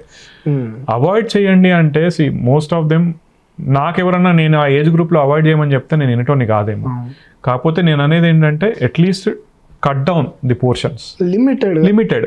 ఆ లిమిట్ ఏంది అని అడిగితే నేను చెప్పలేను, కానీ నువ్వు ఇప్పుడు 3 సార్లు తింటే దాన్ని ఒకసారి చేసుకోరా పోయి, ఇంకో 1 year లో ఒకసారి 0 చేసుకో, ఎప్పుడన్నా అకేషనల్ చేసుకో, that will be good for you.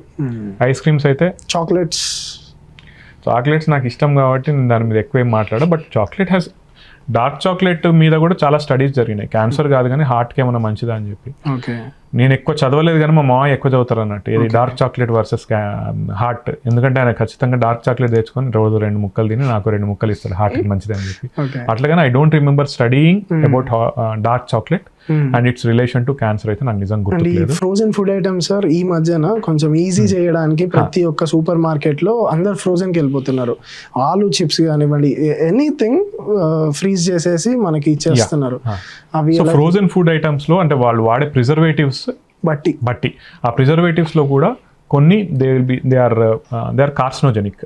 So అవి ఇప్పుడు ఎట్లయిపోయిందంటే అవన్నీ మనం ఐడెంటిఫై చేసుకొని చూసినా కూడా ఏముందిలే పాపం ఒక్కసారి తిందాంలే అని చెప్పి తినడం తప్పితే అవాయిడ్ చేసి, నేను అనేది ఏంటంటే స్ట్రిక్ట్ గైడ్ లైన్స్ రావాలి మనకి. ఇంకా మొన్న వేరే దగ్గర కూడా అదే అంటే తిడతాను కానీ స్ట్రిక్ట్ గైడ్ లైన్స్ డెఫినెట్లీ రావాలి. ఇప్పుడు యూరోపియన్ కంట్రీస్ కావచ్చు, మిగతా వాటికి when you speak about export and all వాళ్ళు చాలా స్ట్రింజెంట్ ఉంటారు.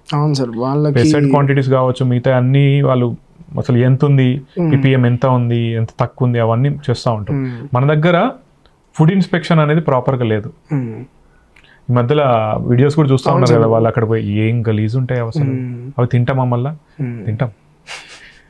సో అవి నేను అనేది ఏంటంటే ఇన్స్పెక్షన్స్ అనేవి, క్వాలిటీ చెక్ అనేది ఎప్పుడైతే పెరుగుతుందో, ఇదంతా ఏంటంటే మళ్ళీ మాట్లాడుతున్నప్పుడు గవర్నమెంట్కి ఆర్ గవర్నమెంట్లో ఉన్న వాళ్ళతో పాటు మిగతా వాళ్ళకి చిత్తశుద్ధి ఎప్పుడైతే పెరుగుతుందో దీని మీద, దెన్ డెఫినెట్లీ మనము అంటే హెల్దీ సైడ్ మనం వెళ్ళొచ్చు. అంటే వాళ్ళు ఎన్లైటన్ చేయాలి, వాళ్ళు కొద్దిగా ఇంట్రెస్ట్ పెట్టాలి దాని మీద. ఆ ఇంట్రెస్ట్ పెట్టి దాని మీద క్వాలిటీ చెక్స్ ఎప్పుడైతే జరుగుతాయో అప్పుడు మాత్రమే ప్రాపర్గా అవుతుంది అని నా ఒపీనియన్. హెల్దీ డైట్ గురించి మాట్లాడదాం సార్ కొంచెం. డెఫినెట్లీ హెల్దీ డైట్ గురించి ఇప్పుడు మనము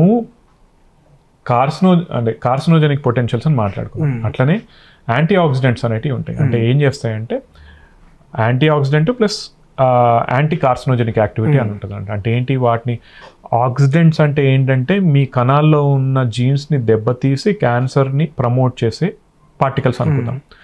వాటిని ఆపేందుకు యాంటీ ఆక్సిడెంట్స్ అనేటివి క్రియేట్ అయితే best.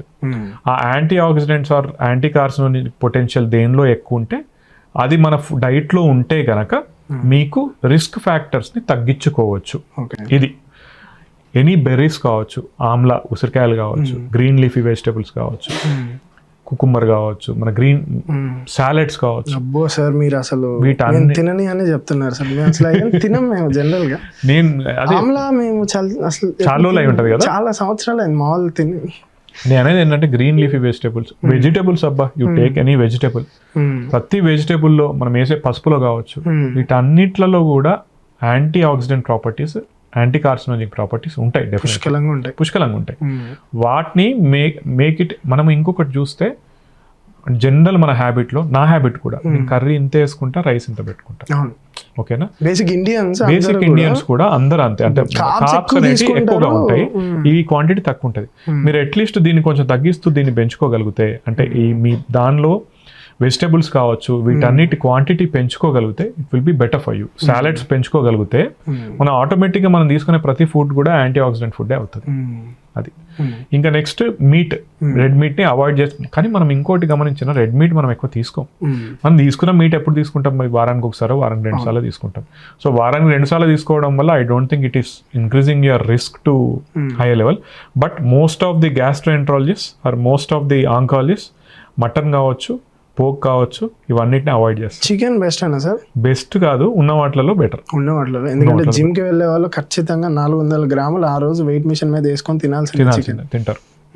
So chicken is better better than when you compare to these things chicken is better. And నాకు ఉండే ఇంకొక డౌట్ సార్, ఈ మధ్యన ఇన్స్టాగ్రామ్లో బాగా రీల్ అవుతుంది. ఒక యాపిల్ని తీసుకుంటాడు, దాని పైన ఇలా ఇలా ఇలా ఇలా అంటాడు, ఒక వైట్ పౌడర్ వస్తుంది.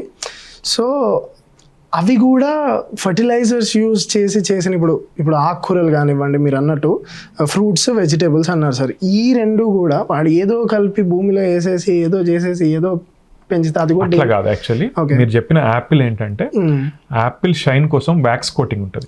That's not a fertilizer. ఆ వ్యాక్స్ కోటింగ్ మనం ఏంటంటే ఇప్పుడు suppose I don't remember the trade name, red apples Washington apples అంటారు. అది యూఎస్ నుంచి ఇక్కడికి ఇంపోర్ట్ అయితే మనకి ఎక్కువ రన్ అయ్యేది. వాటి మీద ఏంటంటే అది మీకు మంచిగా కనిపించేందుకు వాడు వ్యాక్స్ కోటింగ్ చేస్తాడు. ఆ వ్యాక్స్ కోటింగ్ నీళ్ళలో పెట్టగానే వెళ్ళిపోతుంది. బట్ అదేం కార్సినోజెనిక్ కాదు మీకు. అదేంటంటే ఫర్టిలైజర్స్ అవన్నీ కూడా ఏంటంటే వాటన్నిటికీ కార్సినోజెనిక్ పొటెన్షియల్స్ డెఫినెట్లీ ఉంటాయి. మన సింపుల్ పెస్టిసైడ్స్ అండ్ క్యాన్సర్ అని కొడితే మీకు అక్కడ వచ్చేస్తాయి ఆర్టికల్స్ కూడా. కానీ మీరు ఇంతకుముందు మాట్లాడినట్టు దాని ఒక్కదాని వల్లనే మీకు క్యాన్సర్ వస్తుంది లేదా ఇంత క్వాంటిటీ వల్ల క్యాన్సర్ వస్తుందనే స్టడీస్ లేవు. మనం ఎంత తగ్గించుకుంటే అంత మంచిది, రైట్? ఇంకోటి ఏంటంటే ఆ ఫర్టిలైజర్స్ అది ఆ పెస్టిసైడ్స్ అవన్నీ వేసిన తర్వాత అవన్నీ మన దగ్గరకు వచ్చేసరికి క్వాంటిటీ ఆఫ్ ద రెసిడ్యూల్ అనేది తగ్గుతుంది. ఓకేనా? అది తగ్గినా కూడా మీరు శుభ్రంగా చేసుకోగలిగితే, అంటే 15 minutes or 20 minutes నానబెట్టుకొని చేసుకోగలిగితే, బాయిల్ అని కాదు, నానబెట్టుకొని క్లీన్ చేసుకొని దెన్ ఇఫ్ యూ ఈట్, నాకు తెలిసినట్టుకైతే there is no study to prove that will cause cancer. అర్థమైంది? But pesticides are they carcinogenic? Yes. But దాని మీద ఉన్న దాని వల్ల నీకు క్యాన్సర్ వస్తుందా? నో. ఈ మధ్యన కొన్ని మిషన్స్ వస్తున్నాయి సార్, ఒక ఫ్రూట్ దగ్గర పెడితే అది ఎంత కెమికల్ ఉంది అందులో అన్నట్టు. అవునా? నేను చూడలేదు నిజంగా, నాకు ఐడియా లేదు. నాకైతే ఐడియా లేదు, నిజంగా ఐడియా లేదు. Okay sir, 10 food items cancer తగ్గించేవి ఇప్పుడు మాట్లాడుకున్నాం కొంచెం లిస్ట్ లో ఒక్కొక్కటి. ఇప్పుడు ఎగ్జాటిక్ అన్నా కాదు, పలకడం ఎట్లా రాదు అంటే ఎప్పుడు బ్రాక్లీ అంటారు చూసినావా, దానిలో కూడా యాక్చువల్లీ యాంటీ ఆక్సిడెంట్స్ ఉంటాయి. మన గ్రీన్ లీఫీ వెజిటేబుల్స్ అని తోటకూర, పాలకూర ఇవేమి మాట్లాడుకుంటారు, క్యాబేజ్, కాలీఫ్లవర్, ఆమ్లా, మీరు fruits any fruits they will consist of antioxidants. ఇవి ఏవైనా వాడచ్చు. అండ్ దూరంగా ఉండాల్సిందే రెడ్ మీట్ కి అండ్ ఫాస్ట్ ఫుడ్ దానికి అవన్నిటికి ఎంత దూరంగా ఉంటే అంత మంచిది. అండ్ ఈ మధ్యన ఒక వీడియో చూసా సార్, ఒక మీట్ కి క్యాన్సర్ ఉంటుంది, అంటే ఒక కోడికి బేసిక్ గా క్యాన్సర్ వచ్చింది. అది ఒకవేళ వాడు కట్ చేసి, అది చాలా చిన్న క్యాన్సర్ అనుకోండి సార్, ఎర్లీ స్టేజ్ లో ఉంది అనుకోండి, అది మనం కుక్ చేసుకొని తింటే మనకి ఎలా ఎఫెక్ట్ అయ్యే ఛాన్స్ ఉంది? దీన్ని యానిమల్ క్యాన్సర్ ఉంటుంది కదా సార్ మనకి. I'll divide it and say once. One of the main risk factor for cancer is age. అంటే మనిషి ఏజ్ అయ్యే కొద్దీ ఏంటంటే వాళ్ళలో ఉన్న జెనెటిక్ మ్యూటేషన్లు పెరుగుతూ ఉంటాయి. ఓకేనా? దాన్ని తట్టుకొని నిలబడే సెల్స్ ఏవైతే ఉన్నాయో అవి ఉండవు ఎక్కువగా. Then they get converted into cancerous cells. అందుకే ఎక్కువగా క్యాన్సర్ ఓల్డ్ ఏజ్ లో మనం చూస్తూ ఉంటాం, రైట్? ఇది ఎందుకు ఇక్కడ పాయింట్ చెప్తున్నానంటే most of the birds or most of the meat old కాదు. అర్థమవుతుందా? సో వాటిలో క్యాన్సర్స్ డెవలప్ అయ్యే లోపే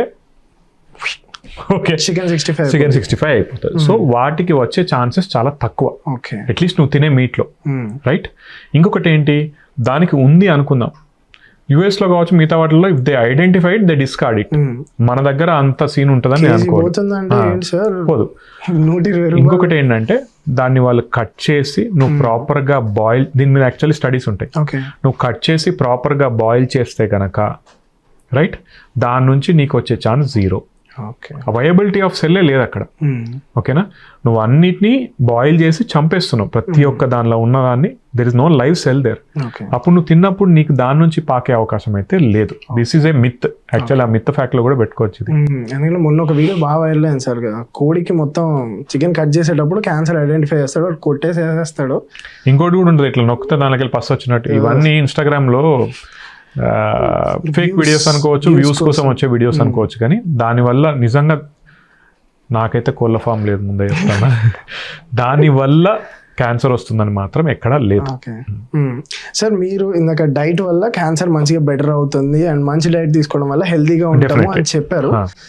watts wrong with VRK diet sir? ఎందుకంటే ఆయన కూడా డైటే ప్రమోట్ చేస్తున్నారు అండ్ ఆయన కూడా ఇది తినండి అది తినండి ఈ పర్టికులర్ డైట్లో ఉండండి సో దట్ ఆయన రిజల్ట్స్ కూడా చూపిస్తున్నారు షాకింగ్లీ. ఆయన ఆ ఫామ్ ఇది ఒకటి చూపిస్తున్నారు, ఇది ఒక రిపోర్ట్ చూపిస్తున్నారు, నా డైట్ వల్ల ఇది క్యూర్ అయింది, నా డైట్ వల్ల ఇది క్యూర్ అయింది, నా డైట్ వల్ల డయాబెటీస్ క్యూర్ అయ్యాయి. ఈ ఇంగ్లీష్ డాక్టర్లు అందరూ కూడా భయపెడుతున్నారు అది ఇది అని చెప్పేసి ఆయన ఎన్నో ఇంటర్వ్యూలు ఇచ్చారు. ఇప్పటికీ ఇట్స్ బీన్ ఆయన జర్నీ కూడా ఒక 10 to 15 years అనుకుంటుంటా సార్. లాంగ్ బ్యాక్ నుంచి డయాబెటీస్ డైట్ వల్ల తగ్గించవచ్చు, తగ్గించాను, క్యాన్సర్ కూడా డైట్ వల్ల తగ్గించాను అని చెప్పేసి ఆయన స్టేట్మెంట్స్ ఇచ్చుకుంటూ వెళ్తున్నారు సార్. అండ్ ఆయన రూట్ లో చాలా మంది వెళ్తున్నారు. వేరే వాళ్ళు కూడా చిన్న పెట్టేసుకొని నేను కూడా డైట్ వల్ల ఇచ్చేస్తాను అని చెప్పేసి వెళ్తున్నారు. ఇక్కడ మిడిల్ క్లాస్ వాళ్ళు ఎవరైతే ఆ బిల్స్ హాస్పిటల్ బిల్స్ అఫోర్డ్ చేయలేరో సరిపోదు కదా, కొన్ని ఆయన చెప్పినట్టు 1000 రూపాయలు 10,000లో మనం ఏదో 2-3 థింగ్స్ కొనుక్కొని డైట్ ఫాలో అయితే తగ్గే ఛాన్సెస్ ఉన్నాయి కదా అని చెప్పేసి మెజారిటీ ఆఫ్ ద పీపుల్ ఎవరైతే అవేర్ అవ్వాలో, ఎవరైతే భయపడాలో, ఎవరైతే వాళ్ళకి ట్రీట్మెంట్ కావాలి వాళ్ళందరూ కూడా ఇలా ఇటు షిఫ్ట్ అయిపోతున్నారు. సో అక్కడ అసలు ఏం తప్పు జరుగుతుంది? నేను ఇప్పుడు మిమ్మల్ని డైరెక్ట్ క్వశ్చన్ అడగండి sir. Do you think diet will cure cancer? Sir మీరు ఇప్పటి వరకు జరిగిన పాడ్కాస్ట్ ప్రకారం ఇది ఎవరు విన్నా కొంచెం కామన్ సెన్స్ ఉన్నా మల్టీ ఫ్యాక్టర్ థింగ్, అది ఒక పార్ట్ ఆఫ్ థింగ్, ఒక రోల్, ఒక చిన్న పార్ట్ ఆఫ్ రోల్ అనేది ప్లే చేస్తూ ఉండొచ్చు. కానీ ప్రివెన్షన్, సో మీకు డైట్ అనేది ఎక్కడ ఇంపార్టెంట్ అంటే prevention of cancer. At the same time treatment జరిగే టైంలో మీకు మీ బాడీకి సపోర్ట్ చేయడానికి కూడా మీకు ఎనర్జీ కావాలి, ప్రాపర్ ఎనర్జీ. అది ఆ రకంగా మాత్రమే డైట్ ఇంపార్టెంట్, ట్రీట్మెంట్ కాదు. వీళ్ళందరూ ప్రమోట్ చేసేది ఏంటంటే same this is a business model. నేను ఎక్కడైనా అదే చెప్తా, బిజినెస్ చేసుకోవచ్చు, అది కూడా తప్పు కాదు, అబద్ధం చెప్పి బిజినెస్ చేయొద్దు, అదే నేను చెప్పేది. వీళ్ళు ఏంటంటే పక్కోడు దొంగ, పక్కోడు దుర్మార్గుడు, నేను మంచోన్ని, నా దగ్గరికి రండి. మీరు ఇప్పుడు ఏమన్నారు, డైట్ అన్నారా? అంటే డైట్ కి ఎంత కాస్ట్ అవుతుంది అనుకున్నారు? డైట్ కి highest prescription which I have seen was 55,000 rupees. Okay, just for diet. That is not diet, that's what I'm saying you. Okay, diet plus వాళ్ళ కంపెనీ యొక్క మందులు. Okay, this is a pharma company, they are promoting their own pharma company, you have to understand that. ఇంకొకటి testimonials. నేను ఇప్పటివరకు మాట్లాడిన పాడ్కాస్ట్లో studies లేవు అన్నాను, కానీ టెస్టిమోనియల్ గురించి ఒకసారి మాట్లాడలేదు. ఎందుకంటే టెస్టిమోనియల్ నేను ఎవరికి డబ్బు ఇచ్చినా, నేనే అవసరమైతే 2 వేషాలు వేసుకొని నా క్యాన్సర్ వచ్చిందని నువ్వు ఏం చేస్తావు? నమ్మేయడమే. మనకు ఇన్స్టాగ్రామ్ కానీ ఈ సోషల్ మీడియా ఎట్లయిపోయిందంటే కాన్ఫిడెంట్గా ఎవరు చెప్పి చూపిస్తున్నారో వాళ్ళదే నిజం అయిపోతుంది అక్కడ. ఇటువంటి వీళ్ళు దొంగలు బై. నేను ఇంకా నాకు కోపం ఎందుకు వస్తుంది అంటే, నువ్వు ప్రాపర్గా బిజినెస్ చేయాలి. ఇంతకుముందు చెప్పిన నాకు కూడా బిజినెస్ ఉంది అని చెప్పి, బిజినెస్ చేసేటప్పుడు ఏంటి, నీకు బిజినెస్ ఎథిక్స్ ఏంటి? నువ్వు ఆల్రెడీ వాళ్ళని కస్టమర్, టెక్నికలీ స్పీకింగ్, మోసం చేస్తున్నావు నువ్వు. డైట్ వల్ల క్యాన్సర్ అనేది it's not at all A treatment modality. ఆయన ఏం చేస్తున్నారంటే, నేను దానివల్ల ఒక సైడ్ ఏమవుతుంది, నీకు ఇంకొక డబ్బు అంటున్నారు కదా. నేను ఇంతకుముందు ఏం చెప్పాను, మీ దగ్గర డబ్బు లేదనుకోండి, you can go to government hospitals అని చెప్పాను. అది పక్కన పెట్టేసి ఇక్కడ నేనేం చెప్తున్నా, ఇప్పుడు నీకు stage 2 30% or 40% recurrence chances or something like that. అక్కడ నేను ఏ క్యాన్సర్ అయినా చిటికేసి క్యూర్ చేస్తా అంటాడు ఆయన. ఓకేనా, నువ్వు వెళ్తున్నావు, సెన్స్ ఆఫ్ ధైర్యం వస్తుంది సార్ ఆ మాట. ఇప్పుడు మీరు ఇచ్చిన స్టేట్మెంట్ అయినా సరే ధైర్యం వస్తుంది ఒకటి. ఇంకోటి ఏంటి, న్యాచురల్ అంటాడు. ఓకేనా, ఇంకా ధైర్యం వస్తుంది. నేను అనేది ఇంత ముందు పాడ్కాస్ట్ నుంచి చెప్పినంత వరకు ఇది కూడా నేను చెప్పేది ఏంటంటే, గవర్నమెంట్ ఆపుతలేదు, వీళ్ళందరూ ఇష్టం ఉన్నట్టు మాట్లాడుతున్నారు. రెగ్యులేషన్స్ అన్ని ఏవైతే ఉన్నాయో, all the regulations are for qualified doctors. ఈయనే డాక్టరే కాదు, సో ఆయనకు రెగ్యులేషన్స్ ఏం లేవు, మాట్లాడతాడు అంతే. ఇంకా దాన్ని అపోజ్ చేయడానికి actually I'm trying to meet few people, కానీ అవ్వట్లేదు. అది ఎందుకు అవ్వట్లేదు అంటే, చాలా మంది అనుకునేది ఏంటంటే పెంట మీద ఎవరు రాయెత్తారా అనుకుంటారు. ఓకేనా, ఇంకోటి ఏమనుకుంటారు, ఆల్రెడీ ఇప్పుడు నాకున్న స్కెడ్యూల్లో నేను ఆయన మీద మాట్లాడాలంటే టైం తీసుకోవాలి. నేను మాట్లాడినా నాకు పేషెంట్స్ వస్తారు, నేను మాట్లాడకున్నా నాకు పేషెంట్స్ వస్తారు. అంటే నా లైవ్లీహుడ్లో ఆయన మీద అపోజ్ చేయడం వల్ల నాకు ఎటువంటి ఉపయోగం లేదు యాజ్ సచ్. మరి అటువంటిప్పుడు నేను ఎందుకు మాట్లాడాలా? అట్లా అనుకునే చాలా మంది అపోజ్ చేయడం ఆపేసాను. ఇక ఆయన నడుస్తుంది. ఇంకొకటి సింపుల్ గా ప్రజలకు అర్థమైంది, చెప్పండి సార్, మీ కంటిన్యూ. ఇంకొకటి ఏంటంటే, ఇప్పుడు అబద్ధం చెప్పేందుకు కూడా ధైర్యం ఉండాలా. ఆ ధైర్యం ఆయనకు ఎందుకు వచ్చిందంటే, government is not doing anything, అంతే. అంతే. అది సింపుల్ స్టేట్మెంట్లో చెప్పాలంటే, నేను నా ఫ్రెండ్ లాయర్తో మాట్లాడుతున్నప్పుడు, అరే ఏం చేయలేరా మనకు పిల్ వేయవచ్చా అంటే, పబ్లిక్ ఇంట్రెస్ట్ లిటిగేషన్ వేయలేము అని చెప్పి, అది చూస్తే this will not come under పిల్. నెక్స్ట్ ఇంకా 2-3 యాక్ట్స్ ఉన్నాయి, అది చదివి చేయొచ్చు కదరా అంటే, వాడు ఒక్కటే మాట అన్నాడు, ఎందుకురా నీకెందుకురా అన్నాడు. అప్పటి నుంచి ఇంకా నేను కూడా సరే నాకెందుక అంటే ఆ సందిగ్ధంలో ఇంకొకటి ఏంటంటే, ప్రైవేట్ ప్రాక్టీషనర్ గా నాకేమవుతుంది అంటే, ఇటువంటి వాళ్ళు they can speak anything and they can create a negative vibe on me also. And if they pour in so much of money to create negativity around me, sir fraction of second sir ఒకళ్ళని defame చేయాలంటే ఒకళ్ళని top లో కూర్చోవాలి అన్న ఇప్పుడున్న Instagram, ఇప్పుడున్న social మీడియాతో just fraction of seconds పని. నాకు ఎందుకు అవసరమా అనిపిస్తుంది అన్నట్టు. సో ఇప్పుడు ఒక సింపుల్ వర్డ్ లో చెప్పాలనుకుంటే, హీజ్ ఎ ఫ్రాడ్. ఇంకా అంతే. మా లాయర్ ఫ్రెండ్ చెప్పిండు, అరే అంత ఓపెన్ గా తిట్టకరా, ఓపెన్ గా తిడితే ఏమవుతుందిరా అంటే, నా ఉద్దేశం ఏంటంటే, అట్లీస్ట్ నేను తిట్టడం వల్ల ఆయన ఏమన్నా అపోజ్ చేసి ఏదన్నా లీగల్గా వెళ్తే అప్పుడన్నా మా మిగతా డాక్టర్స్ వచ్చి ఏదన్నా సపోర్ట్ చేస్తారేమో అని చెప్పి నా ఫీలింగ్ అన్నట్టు. నా దగ్గరికి ఒక stage two I don't remember the stage, vocal cord malignancy వాళ్ళు వచ్చారు. డయాగ్నోస్ అయ్యి 4 నెలలు అయింది. ఎందుకు రాలేదమ్మా అంటే, డైట్తో తగ్గిస్తా అన్నాడు సార్. ఇప్పుడు మళ్ళీ ఫోన్ చేస్తే, మీరు హైలైట్ ఏంటి తెలుసా, ఆయన ఏం చెప్తాడు తెలుసా, మీరు నా డైట్ ప్రాపర్గా ఫాలో అవ్వకపోవడం వల్ల ఇలా 2 ఉంటాయి. ఒకటి మంచిగా ఇవ్వడం, లేదా 2 నా డైట్ ప్రాపర్ గా ఫాలో అవ్వలేదని మీరు నేర్చుకుంటారు. అసలు ఇక వాళ్ళతోని ఏం మాట్లాడలేము. ఇంకొకటి, మీరు నిజంగా యాజ్ సచ్ క్యాన్సర్ పేషెంట్స్ మీ ఇంట్లో గనక మిగతా వాళ్ళని చూసుంటే, వాళ్ళందరికీ ఆల్రెడీ ఫుడ్ తినేందుకే ఇబ్బంది పడతా ఉంటారు. వాళ్ళకి అపెటైట్ ఉండదు. ఓకే, వాళ్ళకి అపెటైట్ అంటే అదే ఆకలి అదే ఉండదు వాళ్ళకి. ఓకే, జ్వరం వస్తేనే ప్రాపర్ అపెటైట్ ఉండదు. ప్లస్ కొంతమంది ఇక్కడ ఈ భాగంలో వచ్చిన వాళ్ళకి మింగుతుంటే ఇబ్బందులు, అవన్నీ నీరసం. ఆల్రెడీ వాళ్ళు అట్లున్న వాళ్ళకి నువ్వు ఇంత కీటో, ఇప్పుడు మనమే మాట్లాడుకుందాము, even if you're going to gym, నువ్వు ప్రాపర్ డైట్ ఒక 6 months ఫాలో అయినావు అనుకుందాం. ఓకే, 6 months తర్వాత నువ్వు you're not a professional bodybuilder అనుకుందాం, కొంచెం అన్న చీట్ మీల్ తినాలనిపిస్తుంది అనిపిస్తుంది సార్. అర్థమైందా? అండ్ బాడీని అంత డిప్రెస్ చేసినప్పుడు ఖచ్చితంగా మన మైండ్ లో స్ట్రైక్ అవుద్ది. So is it a stress for you or not? అవును సార్, చాలా పెద్ద స్ట్రెస్ కదా. ఇక్కడ ఏం చేస్తున్నావు నువ్వు, నీ ఇంకో రకంగా నెగటివ్ ఫీలింగ్ క్రియేట్ చేస్తున్నావు. అంటే నువ్వు ప్రాపర్ డైట్ తీసుకోకుంటే నీకు క్యాన్సర్ మళ్ళీ వస్తుందేమో అని చెప్పి. So you're creating a negative feeling for them. నువ్వు అండ్ ఇంత పెద్ద డైట్ ఇస్తావు, ఇది ఫాలో అవ్వాలి అని చెప్పి. అక్కడ డైట్ కాదు, వాళ్ళు మందులు అమ్ముకుంటారు. ఆ మందులు అమ్ముకునేందుకు first create negativity on doctors, create say that they charge more, then you say that it's okay to use my diet, then add something to it. ఆ డైట్ తో పాటు నాకు తీసుకుంటేనే అవుతుంది, దాని నుంచి నీకు డబ్బులు వస్తాయి, అంతే. సరే, ఇది కట్ చేసుకోండి. కానీ నా ఉద్దేశం ఏంటంటే, ఆల్రెడీ అంత ఏజ్ వచ్చింది, డబ్బులు అనేది మీదేసుకొని పోతాడా? సిగ్గుండాలి. నా ఉద్దేశం ఏంటంటే, you feel sad when you see those patients.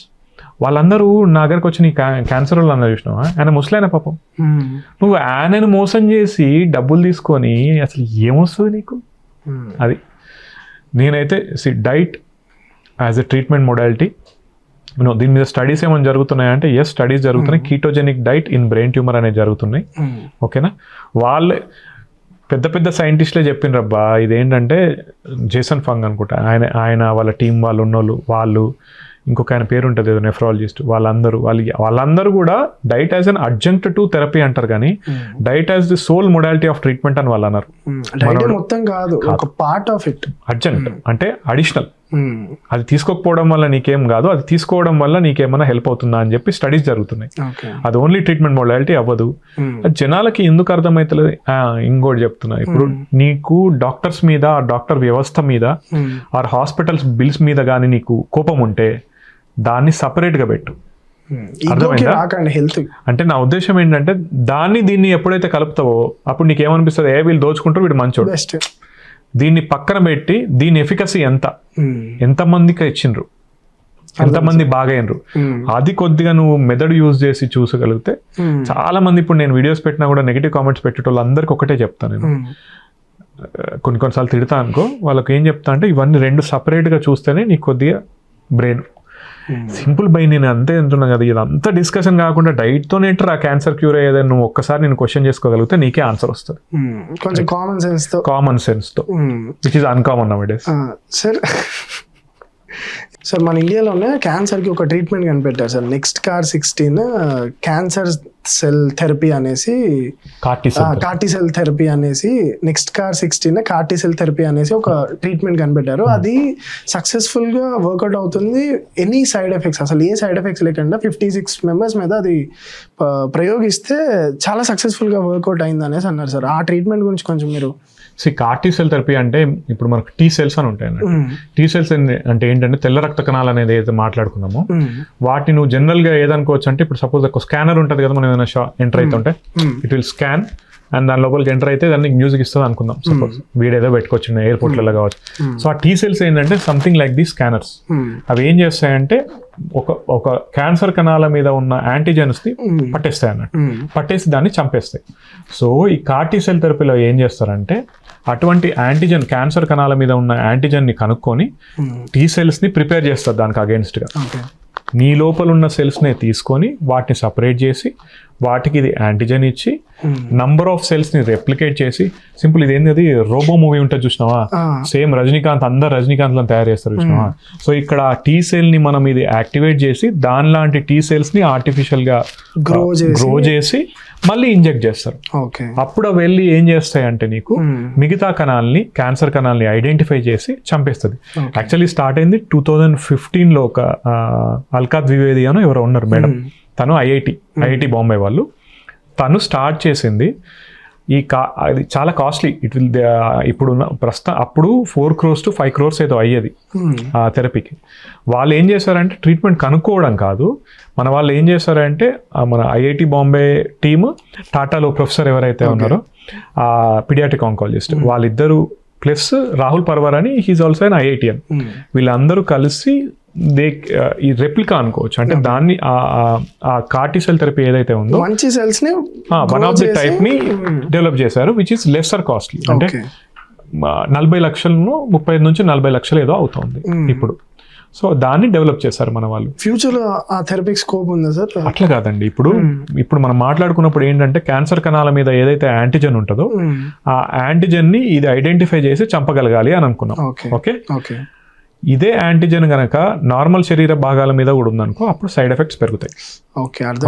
Plus ఇంకోటి అంటే చాలా ఎక్కువ యాంటీజెన్స్ ఉన్నాయి, రకరకాల యాంటీజెన్స్ ఉన్న క్యాన్సర్స్ ఉన్నాయి అనుకో, అప్పుడు నువ్వు ఏదో ఒకదానికి పనిచేసే T cell ఇస్తే కుదరదు కదా, వేరేవి కూడా.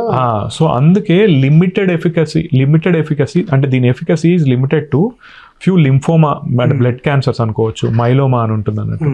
దానిలో వాటిలోనే ఉన్నది తప్పితే అన్ని క్యాన్సర్స్ కి ఇంకా స్టార్ట్ అవ్వలేదు. ఓకేనా, ఎందుకు స్టార్ట్ అవ్వలేదంటే ఆ ఐడెంటిఫైబుల్ యాంటీజెన్ ఏదైతే ఉందో అన్నిట్లో వేరే రకంగా కూడా ఉండొచ్చు. సో ఇప్పుడైతే ప్రస్తుతానికైతే అవ్వలేదు. ఇంకొకటి మీరు ఒక టర్మ్ వాడారు, సైడ్ ఎఫెక్ట్స్ లేవని. కారణం సైడ్ ఎఫెక్ట్స్ ఉంటాయి. సైటోకైన్ స్టోమ్ అంటారు, అంటే మీ ఇమ్యూనిటీని ఎక్కువ ప్రేరేపిస్తుంది అది. అప్పుడు హై ఫీవర్, విత్ చిల్స్, కొంతమందికి నాసియా, వామిటింగ్, బ్రెయిన్ కి సంబంధించిన సిమ్టమ్స్ అవన్నీ వచ్చే అవకాశాలు కూడా డెఫినెట్లీ ఉంటాయి. జీరో సైడ్ ఎఫెక్ట్స్ అని అయితే కాదు. అది సార్ కీమోథెరపీ గురించి ఒక్కసారి సింపుల్ గా ఎక్స్ప్లెయిన్ చేయగలుగుతా సార్? ప్రాసెస్ ఎలా ఉంటుంది ఏంటి? ఎందుకంటే కీమోథెరపీ తీసుకునేటప్పుడు హెయిర్ లాస్ అయిపోతుంది లేకపోతే మొత్తం అవుతుంది అనేసి అంటారు. దాని గురించి కొంచెం డీటెయిల్ గా అవేర్నెస్ క్రియేట్ చేసేటట్టు చెప్పగలరు? కీమోథెరపీ గురించి మాట్లాడుతున్నప్పుడు ఏంటంటే కీమోథెరపీ యొక్క లక్ష్యం ఏంటంటే క్యాన్సర్ కణాలని చంపడం అని కాదు. ఏదైతే ఎక్కువ సార్లు మల్టిప్లై అవుతా ఉన్నాయో కణాలు, ఆ కణాలని ఐడెంటిఫై చేసి చంపడం. ఓకే, అది కీమోథెరపీ యొక్క లక్ష్యం. నీ క్యాన్సర్ సెల్స్ మల్టిప్లై అవుతూ ఉంటాయి, వాటిని చంపేస్తుంది. అట్ ద సేమ్ టైం నీ హెయిర్ ఫాలికల్స్ మల్టిప్లై అవుతూ ఉంటాయి, నీ నోట్లో ఉన్న మ్యూకోజల్ సెల్స్ ఉంటాయి, ఇక్కడ అంతా మ్యూకోజా అంటారు, అవన్నిటిని చంపేస్తూ ఉంటాయి. ఓకేనా, నీ బ్లడ్ సెల్స్ మల్టిప్లై అవుతూ ఉంటాయి, బ్లడ్ సెల్స్ని చంపేస్తారు. సో దాని లక్ష్యం ఏంటంటే డిఫరెంట్ టైప్స్ ఆఫ్ కీమోథెరపీ యొక్క లక్ష్యం fastly multiplying rapid multiplication cells ఏవైతే ఉన్నాయో వాటిని చంపేయడం. కాబట్టి ఆ క్యాన్సర్ కణాలని చంపుతుంది, నార్మల్ కణాలని చంపుతుంది. సో నార్మల్ కణాలు చనిపోవడం వల్ల నీ సైడ్ ఎఫెక్ట్స్, క్యాన్సర్ కణాలు చనిపోవడం వల్ల that is efficacious for it. అట్లా. సో ఇక్కడ ఏంటంటే కీమోథెరపీ అనేది లిమిటెడ్ మాత్రమే. అంటే లిమిటెడ్ ఇన్ ద సెన్స్ నువ్వు కొన్ని సైకిల్స్ తర్వాత ఇవ్వలేవు. ఎందుకంటే ఎఫెక్ట్ అనేది స్టాగ్నెంట్ అయిపోతుంది, సైడ్ ఎఫెక్ట్స్ అనేది చాలా పెరుగుతూ ఉంటాయి. సో ఇప్పుడు కొన్ని క్యాన్సర్స్ తీసుకుంటే 6 సైకిల్ 3 వారాలకు ఒకసారి 6 times ఇస్తారు. అంతకంటే ఎక్కువ ఇవ్వడం వల్ల ఇప్పుడు అప్పటి వరకు ఏంటంటే రిస్క్ బెనిఫిట్ చూసుకున్నప్పుడు బెనిఫిట్ ఎక్కువ రిస్క్తో కంపేర్ చేసుకుంటే, కొన్ని సైకిల్స్ ఆఫ్ కీమోథెరపీ తర్వాత రిస్క్ ఎక్కువ బెనిఫిట్ కంటే, అప్పుడు వీ హ్యావ్ టు స్టాప్. అందుకే కీమోథెరపీకి ఒక పర్టికులర్ సైకిల్స్ తర్వాత ఆపేయడం జరుగుతుంది. ట్యూమర్ సార్, ఎందుకంటే ట్యూమర్ గురించి నేను విన్నాను, అది మొత్తం ఫేస్ని తినేస్తుంది, మొత్తం బాడీని తినేస్తుంది, అది ఎలా వర్క్ అవుతుంది సార్ ట్యూమర్? తినేయడం అంటే ఏంటంటే ఇప్పుడు సపోజ్ ఫర్ ఎగ్జాంపుల్ నాలుక భాగంలో ఉన్న క్యాన్సర్ గడ్డ ఏం చేస్తుందంటే పక్కకు స్ప్రెడ్ అవుతూ ఉంటుంది. స్ప్రెడ్ అయ్యి పక్క దానిలో వెళ్ళి ఇట్లా మొత్తం ఇది ఉందా దీని బయట అల్సర్ లాగా కూడా రావచ్చు, పక్కకున్న దాన్ని డిస్ట్రాయ్ చేసుకుంటూ వెళ్ళిపోతుంది అన్నట్టు. ఓకేనా? అట్లా ఉన్నప్పుడు ఏంటంటే సర్జికల్ ఆంకాలజిస్ట్ వాళ్ళ పని ఏంటంటే ఎంత వరకు ఉంటే అంతవరకు తీసేస్తారు. ఓకేనా? కొన్ని ఫోటోగ్రాఫ్స్ చూస్తే మీకు హాఫ్ ఫేస్ ఉండడం కావచ్చు, లేదా ఇక్కడ ఫ్లాప్ పడడం, వాళ్ళందరూ ఏం చేస్తారంటే ఇంకొకటి వాళ్ళందరూ ఏం చేస్తారంటే అక్కడ ఉన్న ట్యూమర్ గడ్డను తీసేయడం వాళ్ళ లక్ష్యం. నీ ఫేస్ యొక్క బ్యూటీని కానీ నీ మార్ఫాలజీని కానీ ఉంచడం వాళ్ళ లక్ష్యం కాదు. ఇది ఎందుకు ఇక్కడ చెప్తున్నాను తెలుసా? కొంతమంది ఏమనుకుంటారంటే అటువంటి ఫోటోగ్రాఫ్స్ కానీ అవి చూసినప్పుడు అరే ఎందుకు రా భయ్ అసలు ఈ లైఫ్ ఎందుకు ఇంకా అసలు ఇట్లా బతికే అంటారు, కానీ నీది కాదు, అది నీ లైఫ్ కాదు, రైట్? ఆ సిచ్యువేషన్లో ఉన్న పర్సన్కి అది ఫేస్ బ్యాడ్ అవ్వడమో లేదా ఇంకొకటి బ్యాడ్ అవ్వడమో ఇంపార్టెంట్ కాదు, నంబర్ ఆఫ్ మంత్స్ కావచ్చు, కొన్ని నెలలు ఎక్స్ట్రా బ్రతికినా కూడా వాళ్ళు ఎఫర్ట్ పెడతారు. ఓకేనా? సో ఆ ఎఫర్ట్ కోసం సర్జికల్ ఆంకాలజిస్ట్ వాళ్ళు ఇంకా బ్రతకాలి అన్న ఉద్దేశంతో ఎంత భాగం తీసేయగలిగితే అంత భాగం తీసి అక్కడ రీకన్స్ట్రక్షన్ అనేది చేస్తారు. ఇది యాక్చువల్లీ ఇక్కడ ఎందుకు చెప్పానంటే కొంతమంది డైలాగ్స్ యూజ్ చేస్తారు అన్నట్టు, ఎందుకురా లైఫ్ అది ఇది అని చెప్పి. నీ లైఫ్ కాదు. ఇటువంటి డైలాగ్స్ యూజ్ చేయడం వల్ల చాలా మంది వాళ్ళ మొరల్ని అంటే వాళ్ళ పాజిటివ్ యాటిట్యూడ్ని కోల్పోతారు అన్నట్టు. So it's not your life, it's someone else life ఒకటి, అండ్ వేరే వాళ్ళ ఫ్యామిలీ మొత్తం దాని మీద డిపెండ్ అయి ఉంటుంది అన్నట్టు. So even though 2 months 3 months or 3 years కావచ్చు, ఆ పేషెంట్కి ఆ టైం లైన్ ఇంపార్టెంట్. సో దానికి కోసం వాళ్ళు ఎటువంటి సర్జరీస్కైనా రెడీ పడతారు. సార్ నాకు ఈ క్యాన్సర్ గురించి మాట్లాడినప్పుడల్లా ఒక చిన్న రిగ్రెట్ ఏముంటుండే అంటే సార్ స్టీవ్ జాబ్స్ సార్.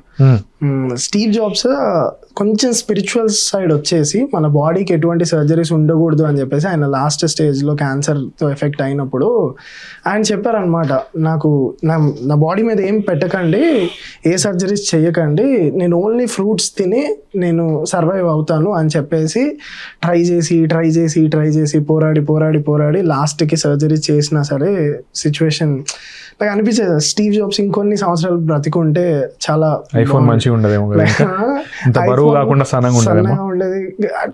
అంటే మార్కెటింగ్ పరంగా ఆలోచించినా సరే స్టీవ్ జాబ్స్ చాలా మంది అడ్మైర్ చేస్తారు సార్, జీనియస్ అనేసి.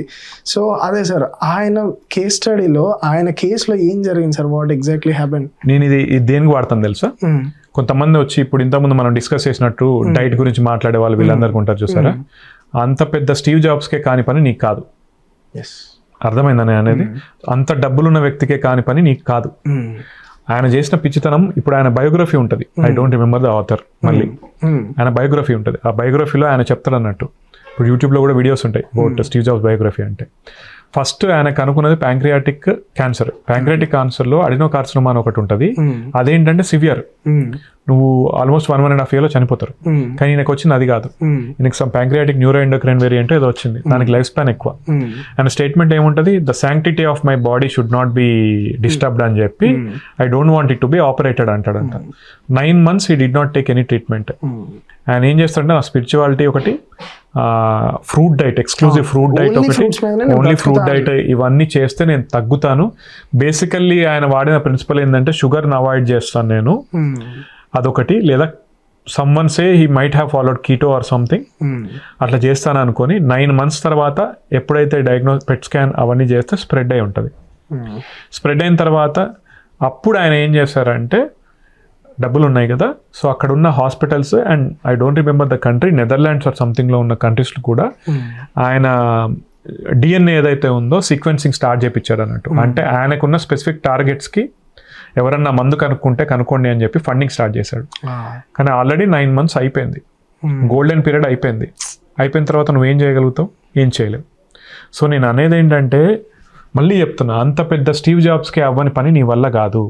ఎఫెక్టివ్ మెడికేషన్స్ ఉన్నప్పుడు దాన్ని వాడి దానికి అర్జెంటుగా నువ్వేమైనా చేయాలనుకుంటే చెయ్యి, కానీ అంతేగాని నేను ఇంకా స్పిరిచువాలిటీతోని లేదా నేను ఓన్లీ డైట్తోని నేను దాన్ని క్యూర్ చేస్తానంటే అది పిచ్చితనమే. అండ్ లాస్ట్ కూడా ఏదో ఉంటుంది అబ్బా డైలాగు, డిడ్ యూ థింక్ అంటే వాళ్ళ బయోగ్రఫీలో అని ఎవరు అడుగుతారు అన్నట్టు, నీకేమనిపిస్తుంది ఆయన రిగ్రెట్ అయిందంటావా అంటే, రిగ్రెట్ అయి ఉంటాడు కానీ బయటికి అయితే చెప్పాడు ఆయన.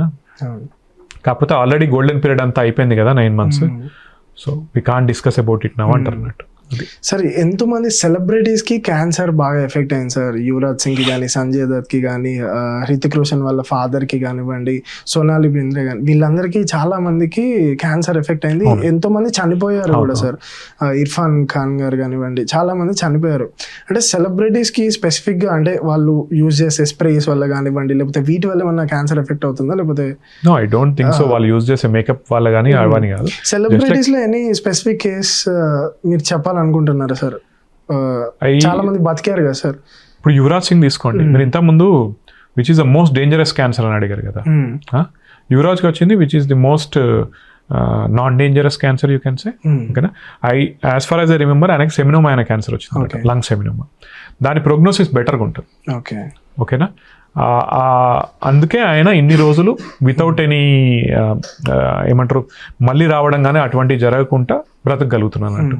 నెక్స్ట్ సంజయ్ తీసుకుంటే నాకు తెలిసిన ఇన్ఫర్మేషన్ ప్రకారం he has some lung malignancy which has some targetable mutation or something అని చెప్తారు. వాళ్ళ ఏది కూడా డేటా బయటకి ఇవ్వరు కాబట్టి మనకు ఐడియా లేదు. బట్ లంగ్ క్యాన్సర్ అయితే కనుక మళ్ళీ వచ్చే అవకాశం అయితే డెఫినెట్లీ ఉంటుంది. సోనాలి బేంద్రే గారు కావచ్చు, మనకి ఇంకొక తెలుగు స్టార్ ఉంటారు, తన పేరేంటి, తను ఈ సాంగ్స్ చేస్తారు, స్పెషల్ సాంగ్స్ కూడా చేస్తారు. She was also diagnosed with breast cancer నాకు గుర్తున్నంత వరకు. వీళ్ళందరికీ ఏంటంటే గుడ్ ప్రోగ్నోసిసే ఉంటుంది ప్రస్తుతానికి. అంటే వాళ్ళకి ఏంటంటే వాళ్ళకి సర్జరీ, కీమో, రేడియేషన్ అన్నీ అయిపోయిన తర్వాత currently they are leading their normal life. వీళ్ళందరినీ గుడ్ ఎగ్జాంపుల్స్గా తీసుకోవచ్చు మీరు. అంటే నేను ఏమంటున్నానంటే వాళ్ళందరూ ప్రాపర్గా ట్రీట్మెంట్ తీసుకోవడం వల్ల వాళ్ళ లైఫ్ స్పాన్ అనేది బెటర్గా ఉంది. ఇది చెప్పగానే కొంతమంది నాతో ఏమన్నా వాళ్ళందరూ యుఎస్ యూకేకి వెళ్ళింది నాకు తెలిసినంత వరకు, నేను అర్థం చేసుకున్నంత వరకు వాళ్ళు వెళ్ళింది ఏదో మోడర్న్గా ఏదో ఉంటుందని కాదు, ప్రైవసీ. నేను అర్థం చేసుకున్నది అయితే ఏంటంటే ప్రశాంతత, ప్రతిసారి అడుగుతా ఉంటే ప్రైవసీ కోసం వెళ్ళిన వాళ్ళు తప్పితే అక్కడ అవైలబుల్ ఉన్నది ఇక్కడ అవైలబుల్ లేనిది అంటూ ఏదీ లేదు. Everything is available in India right now. Cost అక్కడే ఇంకా పిచ్చ కాస్ట్లీ మనతో కంపేర్ చేసుకుంటే కనుక. ఇంతకుముందు నేను ఒక 1.8 lakh to 2 lakh ఉంటుంది ఒక టాబ్లెట్ అని చెప్పాను చూసారా, అక్కడ నాకు గుర్తున్నంత వరకు యూకేలో యుఎస్లో 20 times ఉంది అది. ఇండియా ఇంకా తక్కువ ఉంటుంది కాస్ట్ మనకి. So these are the cases. ఇంకెవరి గురించి మాట్లాడదాం మనం? ఇంకా చాలా మంది ఉన్నారు సార్ సెలబ్రిటీస్ అయితే. నేనైతే ఒక సెలబ్రిటీ వాళ్ళ గురించి మాట్లాడాలనుకుంటా, ఒక ఫేక్ సెలబ్రిటీ ఎవరు సార్? నవజోత్ సింగ్ సిద్ధు గారు ఉంటారు, వాళ్ళ గురించి మాట్లాడదామా? వాళ్ళ వైఫ్ కి క్యాన్సర్ వచ్చింది అని చెప్పేసి చాలా స్ప్రెడ్ చేసి మళ్ళీ నెక్స్ట్ డే అందరిని ఏప్రిల్ ఫుల్. కాదు, అది వేరు, అది పూనం పాండే. ఓకే, ఇది మీరు అంటుంది ఏం సార్? పూనం పాండేనేమో చనిపోయిందని చెప్పారు సర్వైకల్ క్యాన్సర్ కోసం అవేర్నెస్ క్రియేట్ చేసేందుకు అని చెప్పి. సరే, ఆమెను పక్కన పెడితే నెక్స్ట్ నవజోత్ సింగ్ సిద్ధు గారు ఏం చేశారంటే వాళ్ళ వైఫ్ కి ఓన్లీ డైట్ తో నేను క్యాన్సర్ క్యూర్ చేసిన అని చెప్తాడు. పిచ్చ హైప్ వచ్చింది దానికి. ఇక మిగతా అందరు ఫేక్ బ్లాగర్స్ అందరూ చూసినావా ఓన్లీ డైట్ తో, వాడు తిన్న డైట్ ఏంటి, ఇదేంటి, మేము ఇదే ఇస్తామని చెప్పి స్టార్ట్ చేసినట్టు. She is a gynaecologist madam. ఆమెకు ట్రీట్మెంట్ చేసిన వాళ్ళలో మా సీనియర్ ఉన్నారు.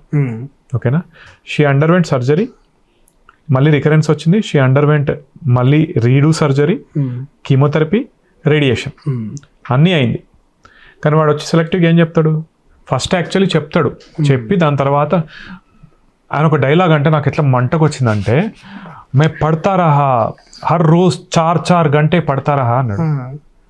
ఆయన అట చదివి 4 గంటలు చదివి అసలు ఏది ఇస్తే బెటర్. అఫ్ కోర్స్ నువ్వు మీ భార్య కోసం చదివిను, మేమందరం పిచ్చినా కొడుకున్నాం. 14 రోజులు నేను చదువుకున్నప్పుడైతే అంతకంటే ఎక్కువనే చదివినాం కదా. నా ఉద్దేశం ఏంటంటే ఆయన చదివిన ఆ 4 గంటే is more important than doctors knowledge అయిపోయింది. అర్థమైందా? నువ్వు చదివి నువ్వు నీమ్కి పత్తే ఇచ్చినా, అది ఇచ్చినా, ఇది ఇచ్చినా, కడవ ఇచ్చినా నేను కాపాడుకున్నా అన్నావు. మరి నీకు ఇచ్చిన కీమోథెరపీ ఇచ్చిన డాక్టర్స్, ఆమె హెయిర్ ఉండదు, నువ్వు ట్విట్టర్లో పోయి చూస్తే ఆమెకి హెయిర్ అక్కడ అదేంది ఆ డైటా కొన్ని రిపోర్ట్స్ లో కూడా went to surgery, she underwent chemotherapy, she underwent radiation. నువ్వు అదన్నిటిని అండర్మైన్ చేసి జనాలకు ఏం ఇన్ఫర్మేషన్ ఇవ్వాలనుకుంటున్నావు? మిస్గైడ్ అవుతారు కదా సార్, డెఫినెట్లీ మిస్గైడ్ అవుతారు. వారి మీద డిఫెమేషన్ కేసు వేయచ్చు, కానీ కేసు వేసాను కొంతమంది.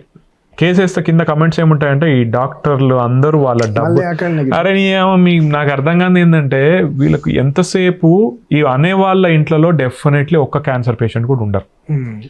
వాళ్ళ దగ్గరకు వచ్చేసరికి మాత్రం డెఫినెట్లీ ఎవరైతే నెగిటివ్ కామెంట్స్ పెడతారో, ఎవరైతే యాంటీ డాక్టర్స్ కామెంట్స్ పెడతారో వాళ్ళ ఇంట్లో గనక ఎవరికన్నా వస్తే definitely evidence based medicine follow అయ్యే డాక్టర్ దగ్గరికి వెళ్తారు. వాళ్ళ వరకు వచ్చేవారు. మన దాకా వస్తే మాత్రం మంచిది కావాలి, వేరే వాళ్ళకి ఇట్లా మాట్లాడేది మాత్రం నెగిటివ్ గా, కీబోర్డ్ వారియర్స్ అంతే నెగిటివ్ గా మాట్లాడతారు.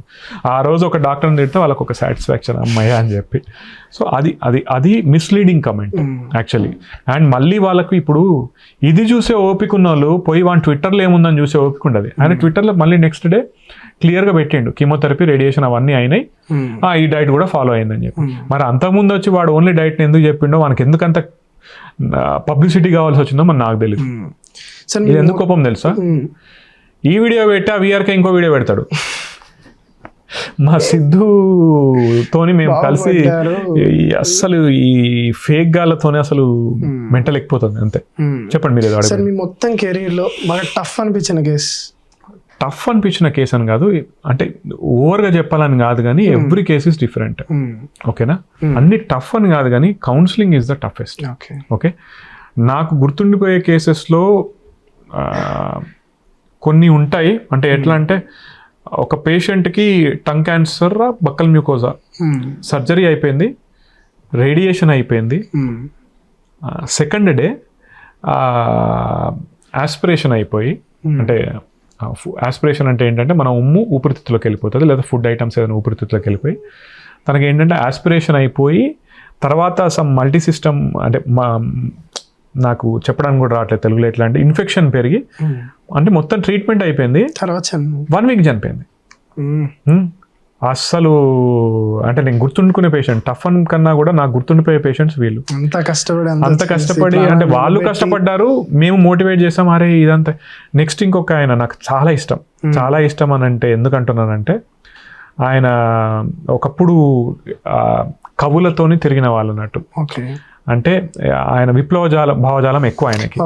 ఓకే, ఆయన వచ్చి మాట్లాడేటప్పుడు కూడా ఆ కంఠంతో మాట్లాడుతూ ఉంటే మనకు ఒక ఎవరు ఏదో చేసే అట్లా ఉండేది అన్నట్టు. ఆయనకి లంగ్ క్యాన్సర్ ఉండే. ఆ లంగ్ క్యాన్సర్ వచ్చింది, మనము కిమో రేడియేషన్ చేసాము, తగ్గిపోయింది మొత్తం. తగ్గిపోయిన తర్వాత నెక్స్ట్ పెట్ స్కాన్ చేసాం, తగ్గిపోయింది. We were in frequent touch. Okay, suddenly he passed away because of heart attack. Okay, so అంత సక్సెస్ స్టోరీస్ వస్తాయి. అండ్ ఇట్లనే ఇంకొకరు suddenly that patient spoke with me, మా మనవరాలు పెళ్ళి ఉంటుంది సార్, మీరు ఖచ్చితంగా రావాలి అన్నారు. చెప్పండి సార్ ఏమైంది? Night death. అరే ఏంద్రాబాయ్ ఇది అనిపిస్తా అన్నట్టు. అంటే మనం ఎవరైతే వీళ్ళు బెటర్గా అయినరు, నిజంగా వాళ్ళు బెటర్ అయితే మనకు హ్యాపీనెస్ వస్తుంది, because they are our success. అర్థమైందా? ఇప్పుడు if you want us to say our success stories, వాళ్ళదే చెప్తాం. ఇంకా బాధగా అనిపించేది ఏంటంటే వీళ్ళందరూ క్యూర్ అయిన తర్వాత చనిపోయిన వాళ్ళు. నాకు చాలా మంది గుర్తుంటారు, అందరు అనను కానీ గుర్తుంటారు. ఇంకొక patient youngster, something like 34 or 35, tongue cancer వచ్చింది, సర్జరీ అయిపోయింది, రేడియేషన్ చేసాము. జస్ట్ 1.5 month చూసరికి మొత్తం మళ్ళీ ఫామ్ అయిపోయింది.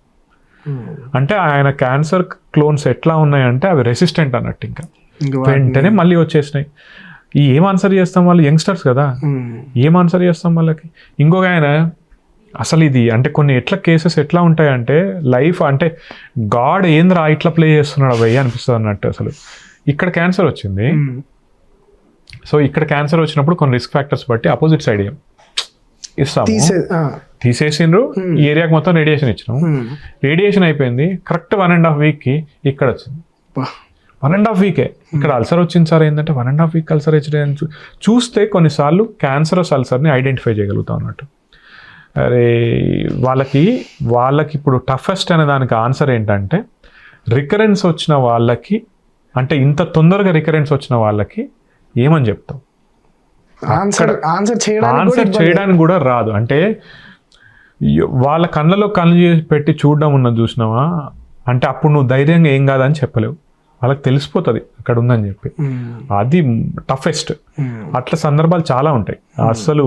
ఇంకా పిల్లలు అనుకో, ఇంకా పిల్లలు వస్తే ఇంతకుముందు చెప్పినట్టు అసలు ఆ పిల్లలకి కౌన్సిల్ చేయడము ఒక ఎత్తు. నెక్స్ట్ ఇంకొక ఆయన, నేను చాలా ఇంటర్వ్యూస్లో చెప్పిన నా ఫేవరెట్ ఆయన పేషెంట్. అంటే is a doctor as well as patient. ఆయన నాకు ఇన్స్పిరేషన్ అనుకోవచ్చు. అంటే ఈ was in government service for longer time. Suddenly blurring of vision వచ్చింది. ఆ బ్లరింగ్ ఆఫ్ విజన్ నుంచి చూసరికి బ్రెయిన్లో ట్యూమర్. ఆ ట్యూమర్ సర్జరీ అయిపోయింది, రేడియేషన్ అయిపోయింది. అక్కడ లక్ చూడు ఏంటంటే, ఆయన గుడ్ క్యాన్సర్ అనుకున్నాను చూసినావా, he has good cancer. Okay, he will not die because of cancer. Okay, but he is blind now at the age of 56 or 58. So at the age of 58 you are completely blind, but you live for a more longer life. అసలు అవి so ప్రతి each and every మీరే కదా sir handle చేసేది, like మీ mental health అయినా సరే. ఆయన sir వచ్చినప్పుడు ప్రతిసారి ఎలా ఉన్నారు సార్ అంటే ఆయన ఏమంటారంటే నవ్వుకుంటా, ఎలా ఉన్నారు అంటారు. అండ్ నన్ను క్వశ్చన్ అంటే ఇప్పుడు నేను బాగుందని చెప్పాలా, ఏమని చెప్తావు అంటే అట్లా ఉండిపోతాయి అన్నట్టు. So every recurrent patient or every patient who dies because of natural cause or because of cancer also, వాళ్ళందరి టఫే అనిపిస్తాయి. టఫ్ నేను అదే చెప్తున్నాను, మా దానిలో నాకు సంబంధించినంత వరకు నాకైతే for me the toughest is counselling. For me the toughest is to say me cancer మళ్ళీ వచ్చింది, the toughest is to say ఇంకా చాలు ఇంకేం చేయలేము. ఇవన్నీ కూడా టఫెస్ట్. ప్రతి పేషెంట్కి చెప్పేటప్పుడు కూడా మనకు ఇంపాక్ట్ అనేది డెఫినెట్లీ ఉంటుంది. కొంచెం అటాచ్డ్ అయిన పేషెంట్స్ అయితే ఇంకా ఎక్కువగా ఉంటుంది. సార్ ఒకవేళ మీరు హోస్ట్ పొజిషన్లో ఉంటే మిమ్మల్ని మీరు అడిగే క్వశ్చన్ ఏంటి సార్? నన్ను నేను అడిగే క్వశ్చన్ అంటే, ఒకవేళ మీరే ఇటు సైడ్ ఉండి మిమ్మల్ని మీరే ఇంటర్వ్యూ, అమ్మో ఇదేదో కాంప్లికేటెడ్ ఉన్నది. నన్ను నేను అడిగే క్వశ్చన్ అని కాదు, నాకు ఎప్పుడు ఏమనిపిస్తుంది అంటే what do you want to do or what will be. నేను నన్ను క్వశ్చన్ చేసుకునేది ఏంటంటే ప్రతిసారి ఈ సందర్భం వచ్చిందని కాదు, నువ్వు ఏం చేయాలనుకుంటున్నావు రా భయ్ అనిపిస్తుంది అన్నట్టు. అంటే రిలేటెడ్ టు క్యాన్సర్. దానికి నా దగ్గర ఆన్సర్ లేదు. అంటే ఇంతకుముందు మనం మాట్లాడుకున్నప్పుడు హెల్త్ బడ్జెట్ని పెంచేందుకు నువ్వేమైనా చేయగలుగుతావా, లేదా ఇటువంటి ఫేక్ ఆర్ జస్ట్ టెస్టిమోనియల్స్ పెట్టి ప్రజల్ని మోసం చేసే వాళ్ళ గురించి నువ్వేమైనా చేయగలుగుతావా అనుకున్న ప్రతిసారి నాకు అది ఒక అగ్రెషన్ అని కాదు, కోపం వస్తుంది. నీకు ఎప్పుడైనా ఉందా, నువ్వు అనుకున్నది కావచ్చు, లేదా నువ్వు అనుకునేది చేయలేకపోయినప్పుడు, లేదా నువ్వు అనుకున్న వైపు నడవలేకపోయినప్పుడు నీకు ఒక అది ఉంటుంది చూసినావా, డిస్సాటిస్ఫాక్షన్ ఉంటుంది చూసినావా. సో నన్ను నేను ప్రతిసారి క్వశ్చన్ చేసుకున్నది ఏంటంటే, అసలు వాట్ విల్ యూ, అసలు నువ్వేమైనా చేయగలుగుతావా, ఏమైనా పీకగలుగుతావా అసలు ఫ్యూచర్లో ఒకటి. రెండోది, ఇది అన్యాయం కావచ్చు. నాకు ఒక ఫేవరెట్ కోట్ ఉంది, రీసెంట్గా ఒక బుక్ చదవడం స్టార్ట్ చేస్తే, తప్పు చెప్తాను లేదో నాకు కూడా గుర్తులేదు, కాళోజీ గారిది. అన్యాయం ఎదురిస్తే నా గొడవకు సంతృప్తి, అన్యాయం అంతరిస్తే నా గొడవకు ముక్తి ప్రాప్తి, అన్యాయం ఎదిరించినోడు నాకు ఆరాధ్యుడు అని ఉంటుంది అన్నట్టు. అది చదివినప్పుడల్లా ఏమనిపిస్తుంది అంటే, ఆర్ వి క్వశ్చనింగ్. ఇప్పుడు నువ్వు నన్ను అక్కడ కూర్చొని నన్ను హోస్ట్గా అడుగుతా, నేను ఒకటే అడుగుతా, ఇప్పుడు ఈ హెల్త్కి సంబంధించినంత వరకు కావచ్చు, క్యాన్సర్కి సంబంధించినంత వరకు కావచ్చు, నేను యాక్చువల్ ఉంది ప్రైవేట్ దానిలో. When you are in a private setup you can't do much things. So larger స్కేల్లో నువ్వు ప్రజలకు ఏమైనా చేయగలుగుతావా అని నన్ను నేను క్వశ్చన్ చేసుకుంటా ఉంటా. దానికి ఆన్సర్ లేదు ఇంకా. ఆర్ లైక్ ఐ సెడ్, ఈ ఫేక్స్ కానీ అంటే proper care or directing them towards a proper care, and మీరు అన్నట్టు ఫ్రీ కానీ ఇవన్నీ చేయడంలో నువ్వేమన్నా చేయగలుగుతావా అన్న క్వశ్చన్కి నా దగ్గర ఆన్సర్ లేదు. This is the question which I always ask my self. ఆ మూడ్లో కొద్దిగా చేంజ్ కాగానే మా వైఫ్ అడుగుతుంది, ఏంది ఏం ఆలోచిస్తున్నావు అని చెప్పి. So this is how it is. That's what. Maybe ఎప్పుడన్నా ఫ్యూచర్లో అక్కడ కూర్చొని నేను ఏదన్నా చేస్తే కనుక దెన్ అంటే ఇటు అటు నేనే డబుల్ యాక్షన్ చేసి దానికి ఆన్సర్ చెప్పుకుంటా. దానికి ఆన్సర్ లేదు ప్రస్తుతానికి లేదు. Okay, thank you so much sir, ఇంత టైం ఇచ్చినందుకు. అండ్ థ్యాంక్ యూ సో ఇంత కాన్వర్సేషన్ కూడా ఒక ఫ్రెండ్ లా అనిపించింది సార్, సీరియస్లీ జెన్యున్గా చెప్తున్నా కదా. ఒక డాక్టర్తో మాట్లాడినట్టు కన్నా కూడా ఇంత సింపుల్గా ఎక్స్ప్లెయిన్ చేశారు అండ్ చాలా fun. Thank you so much. మీరు కూడా ఇంత ఓపిక గడినందుకు థ్యాంక్ యూ.